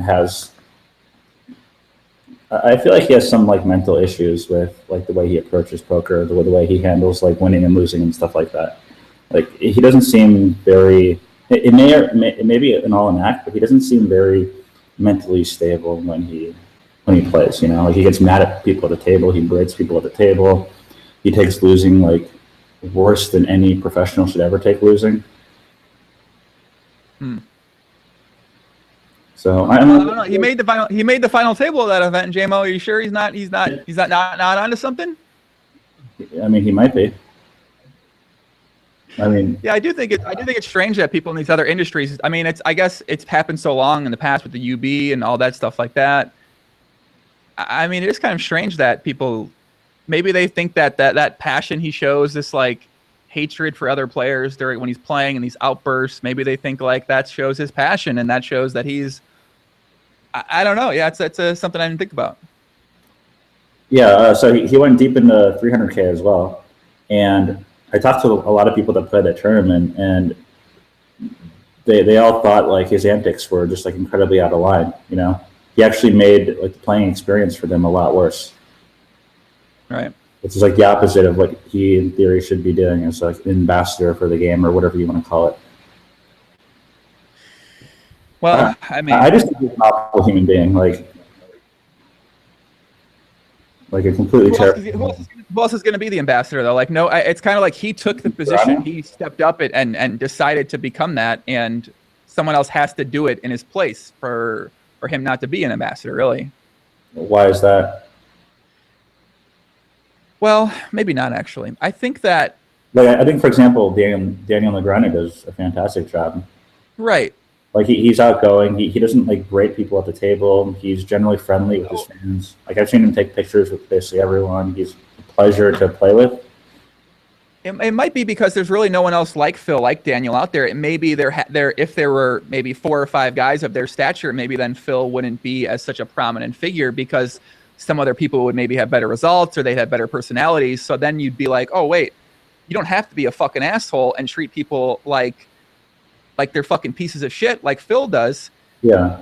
And look at these other players. Daniel doesn't do it. Now it's just, oh, Daniel doesn't do it. Well, that's one person to compare him to. If we have a couple other guys who aren't like that, well, then it's easier to be like, why do you act like that when these other players don't act that way? Yeah, and I would say like very few of the top level guys are actually, assholes at the table like he is. Like myself included. Like I could be an asshole to someone like off the table or online or something like that. But generally when I play poker, I'm like friendly with everyone I play with, unless it's someone I have like issue with or I dislike for some reason. I don't even think it's possible to get as popular as Philmuth is right now. I don't think it's possible for maybe almost any poker player to get to that stature amongst being well known in America. I just don't. I don't know if it's possible. I really don't. Yeah, I mean he's had like a ridiculous amount of success playing in the past. Like he has a fuck ton of bracelets. He's been playing forever. Didn't he win the main event? I think he won the main event when he was 20 or something like that. Yeah, like 1989 or something like that. I think it's just that the coverage that was like the reason why there aren't these ambassadors at that level is because those guys really haven't stayed in action at poker anymore. They haven't continued to pursue poker, or they just can't win at poker. They can't get stakes at poker, whatever. And I mean, Helmuth wasn't doing so hot up until like the beginning of this year. Like, I know for a fact that he was back for almost all his action the past like 2 years, and he was in a fuck ton of makeup. And that's why you become friends with billionaires. And maybe, like, let's say, for instance, you help these billionaires become better poker players. They win money in the games they're playing in. Well, they're probably going to want to put you in action. They don't mind staking you for $200,000 because they made you win, $5 million in their games they're playing. I don't think he was backbanning the billionaires, though. I think he was backed by like a few people in poker. Because I know he was like he didn't have his own action for like past 2 years. He had like a fairly long-term staking deal, and I know like at the beginning of this year was like the first time he'd been out of makeup in like two and a half years maybe. Which is like kind of sad for the theoretical best player in the world, right? To be back for not even playing that high, and then to be in a lot of makeup. Yeah, I mean, do you still think Phil Hellmuth would be one of the faces of poker in 5 years? I think so, yeah, for sure. Because he has like almost like a cult following among. So see, the problem with poker now is like the people that are actually good at poker or will be good at poker are never going to be that popular. Yeah. Like the average American from fucking Tennessee is not going to like turn on WSOP on ESPN to watch Fedor play. They're gonna watch like Ivy, Negreanu, Hellmuth, like those guys, just because like the younger, more technically sound players probably don't appeal to the masses as much as the like more flamboyant. Well, I think they don't appeal because they don't have the chance to appeal to them. I mean, you could say maybe durrrr before it may not have appealed until he started playing. It's just before there was so much main event coverage, so many cash games, so many Poker After Dark tournaments. Like the opportunity to be exposed to that person was high. Now the opportunity to be exposed to those people is pretty much impossible. Like, yeah, but it's also like a personality thing. Like I would say the average good tournament poker player now is more of a more level-headed, more theoretically based strategy. Rarely gets flustered. Rarely is like that entertaining at the table. They're mostly like monochromatic or whatever you want to call it. And then the players that appeal to the masses are guys like Hellmuth who will just like blow up at any moment. Like people want to see that, right? Mm-hmm. Like you're not going to see like fucking Fedor's German horse like blow up at a table and yell at someone from Europe for being from Europe and therefore being bad at poker. That's just not going to happen. But like that's what people would rather see that on TV than some German kid just sitting there with like sunglasses on, like betting the correct amount of sizing, like knowing like GTO jam ranges and stuff like that. But like, people don't fucking care about that shit. Yeah, Benny said, I think some of these people don't show their personality enough compared to the old pros. And I got to say, Benny, the people that are playing some of these events, they're kind of showing their personality. Like they're pretty quiet people. They're not that exciting people, and not even outside of poker as well too. Yeah, for sure. I think there's actually like a few poker players, like Noah Schwartz, for example. We talked about him earlier. I think he's a really interesting guy. Like he's like fairly entertaining. He obviously comes from a background where he's probably rich from something other than poker. But he was actually giving me some financial advice at the table. He told me that I was talking about buying a house, and he told me like for every like $1 million of property I own, I needed to buy at least $100K in watches to maintain like a 10-to-1 ratio. He said that was like the proper ratio of watches to houses. And he used the example. He said something like, I think I have exactly 7.5 million worth in property, so I'm a little low in watches. I need to like buy at least like a few $100K more to get the 750K level. We got to get this guy in the fucking podcast, man. Oh man, yeah. He'd probably be very interesting. Matthew Clark says, who sucks at poker Twitter who thinks they're good? Who sucks at poker what? Twitter? At poker Twitter. What does poker Twitter mean? The Twitter world, the poker world on Twitter. It sucks as in terms of like not good at the game of poker, or sucks on Twitter? Both. Who sucks on Twitter? I actually don't follow that many poker players. I like unfollowed almost all of them because they mostly just suck. I'm trying to think. Who sucks on Twitter? Who entertains you on Twitter? Who are your favorite people to follow on Twitter that are poker players? I'm going to look at my Twitter. Let's see. Who am I following? Okay.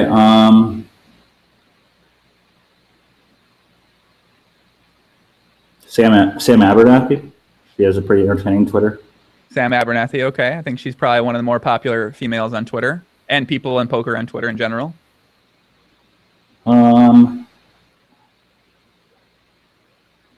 That kind of says it all. Okay, no one comes to mind. That kind of says it all. I can't really. I mean, most poker players aren't that interesting on Twitter. I actually think Timex has a decent Twitter. I agree with that. Tweets about stuff. I like JC Alvarado. Mac Daddy said top 5 biggest net worths in poker, only from poker winnings. Wait, what? What did Mac Daddy say? He asks top 5 poker net worths, the net worths in poker, only poker winnings. I'd probably say Fua #1. Who? Paul Fua. Paul Fua, okay. There's probably like 2 or 3 other Chinese people that have made a ton. Like maybe someone like Shanghai Aaron. Roble, maybe. Roble is a fuck ton of money. Thirds, maybe. Xiao Ren, okay. I'm probably missing a few that just have like a ton of money just from playing like big live games. I think Fua's got to be won by like an absurd margin. Like he's probably made more than like the next 4 combined. What about Dan Bilzerian? It's unlikely that he's in the top 5. Okay. But I actually think he's probably made like quite a bit playing poker. I mean, he people just want to play with him. Yeah. And I want to play with him. He seems like pretty smart about it. You know, he says like he knows he's not the best player, but he's the best player in like almost every game he plays, and that's all that matters. Right. Like I might be like 10 times the poker player he is, but on average, I'm like the 3rd or 4th best player in any poker game I play. So I'm winning way less than he is in the average game. Who do you think the biggest losing poker player is that we would think isn't losing poker player, but he's one of the biggest losers at poker? Biggest loser at poker that you don't think is a loser?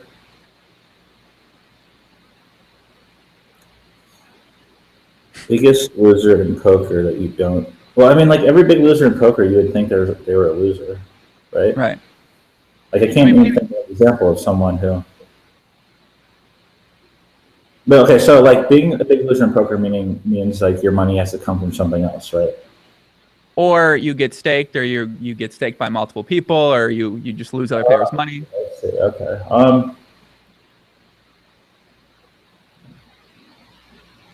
I honestly don't know, but maybe durrrr.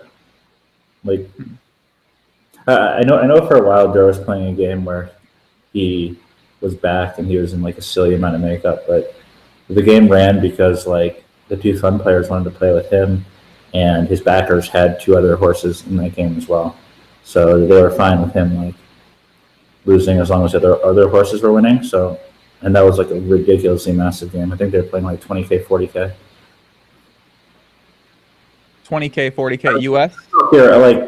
I only hear rumors from like people who play in these games, and I'm fairly close to some of the people. But yeah, I'm not sure if any of this is true, but that's what I heard. Allegedly. Yeah. But like he was in an amount of makeup where I don't think his backers ever expected him to get out. Like he lost so much, but he wanted to keep the game running. Christ, dude. It's crazy. That's fucking crazy, man. It's fucking Like I think it was maybe like 20 million in makeup, maybe more. So normal Gus Hansen downswing, $20 million, huh? Yeah, I heard Gus quit for good though. He's just living his life, playing sports, being rich. Gus is such a boss, by the way. Gus is just like the ultimate boss. Do you have a good Gus Hansen story you'd like to share with us before we wrap up the podcast here? Good Gus Hansen story.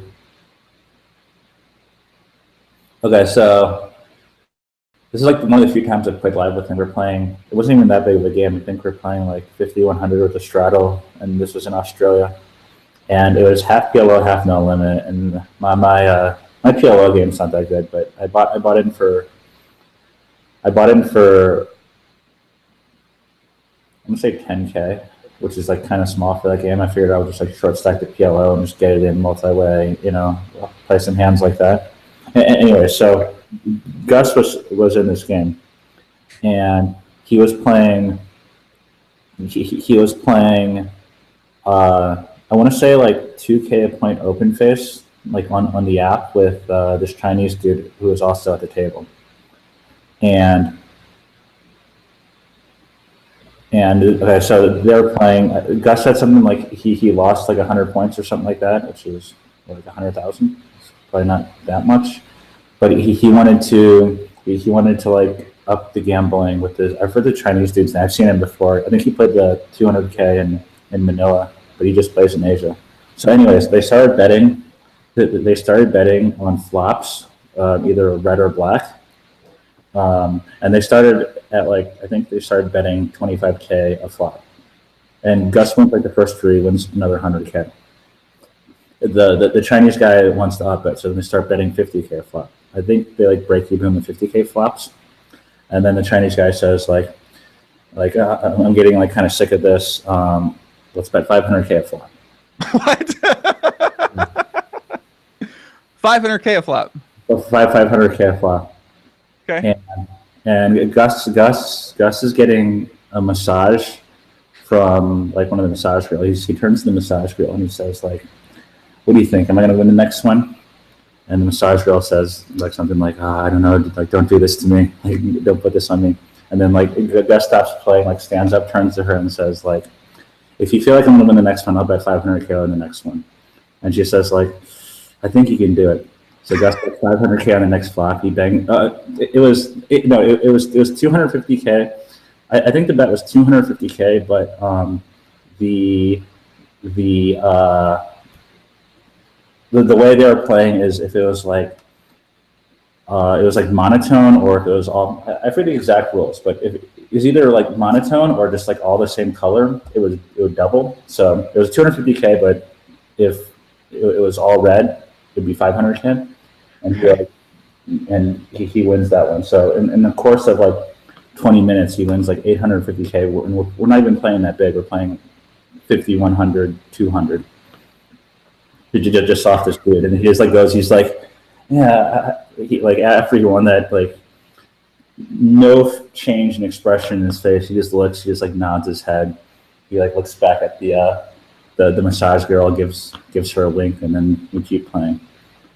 I thought that was pretty ridiculous. So wait, did the guy pay him the money at the table? What happened? I don't think he paid him at the table, but they were playing that game. But they were playing open faced against each other on the app. And they're playing for way bigger than we were playing in the game. So, neither of them were really focusing on what they were doing on the table. Why are they even playing the game for? You just need somewhere to, these guys are just degens. They just need the action. So, sometimes when there's downtime in the open face, you got to play a few poker hands. Jesus Christ, dude, these fucking degenerates. I love it, man. I love it. That might be a story. It might be the story to end up with, kid. What else should we look out for? You got anything coming up? With what do we got? What can we expect from Cunty Kicks, aka JMO? Another Barcelona shuffle potentially, or what's in the works? Hopefully not. I'm gonna go to Barcelona. I'll probably play the main event. Maybe I don't know. They have a 50K or 25K. Depends on how I feel about how I'm playing. All right. Well, if you see Lee Jones, watch out, man. You might get a Barcelona shuffle on yourself. Fuck Lee Jones. Where's he at? You gonna get Lee Jones on the podcast? Tell him to go fuck himself? God, I fucking hate Lee Jones so much. Wow. Wow. Okay. Let's leave it at that, man. Shout out to. Okay. Are you gonna see him out there? I mean, yeah. I hope I see him out there. I mean, he'd call you a liar when you weren't lying in a public forum, public podcast. He did call me a liar. Yeah. He also like scammed me and in turn scammed like basically everyone that played on PokerStars. PokerStars shit was just like ridiculous. Like I can't believe that happened. It was like 6 months straight of them like fucking over the players. It's like, oh, we'll raise rake and then we'll do this and then we'll do that and like, oh, the rake's still too low, so oh, you guys play his heads up. Oh yeah, we'll like 4x the rake at all stakes. Oh, and also stay tuned. They got good changes coming, my friend. Yeah. Oh yeah. I heard about that. Like, what changes are?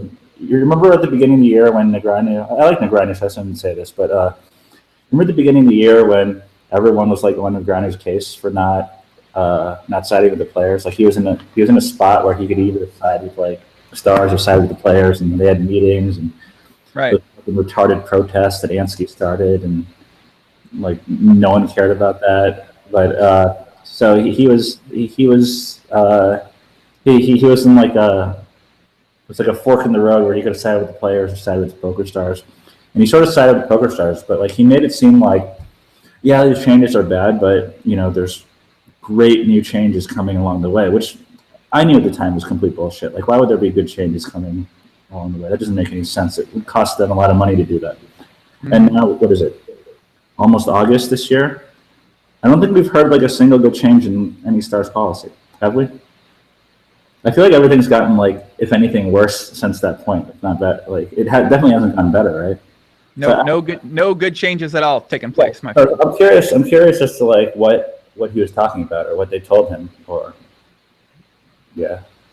I wish there was like a way that I could have bet on this, like with some people. Like I was just like right about everything. Like I knew Star was just gonna go downhill and fuck people once that Amaya bought them out, and then like, the whole fucking retarded protest that they did. Like, oh, we're not gonna play on Stars for 3 days, but afterwards we're gonna play on Stars, and like no one cared. And then the regs who didn't have that tried protesting realized like they're way too busted to not play on Stars, continued playing, and that was that.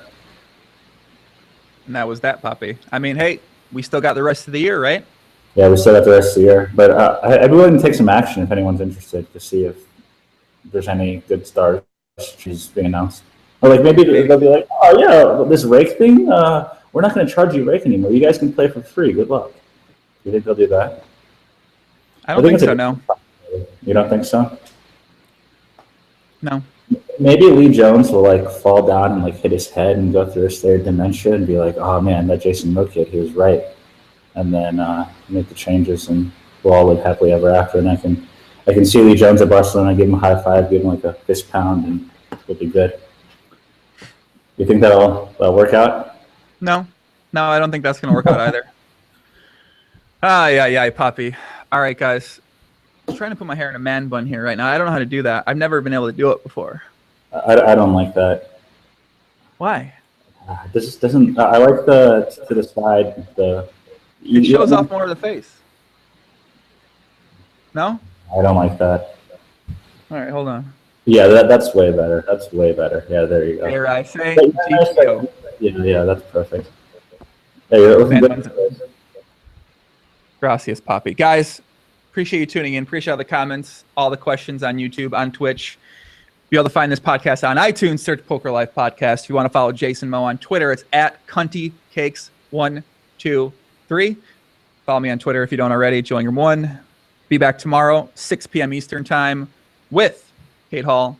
Friday, 4 p.m. Eastern Time with Dan O'Brien. Next week, I'll be back. I got some other videos in store. I'm going to do a World Series of Poker recap video of the whole entire series. I got my full Vegas video blog coming out here of all the very out of line shit I did during the summer. And that's it. Jason, anything else you want to add? No, that's all. It's a pleasure to be here as always. Good luck with the house, my friend. I'll be following along through Snapchat. You want to follow JMO on Snapchat? It's at Clink 10K. Clink 10K. Jesus. All right. At Clink 10K. Yeah, right. I Clink 10K. All right, at Cling 10K. That's it, guys. I'm out. Peace out. Much love, Jason. Talk to you soon, my friend. Peace.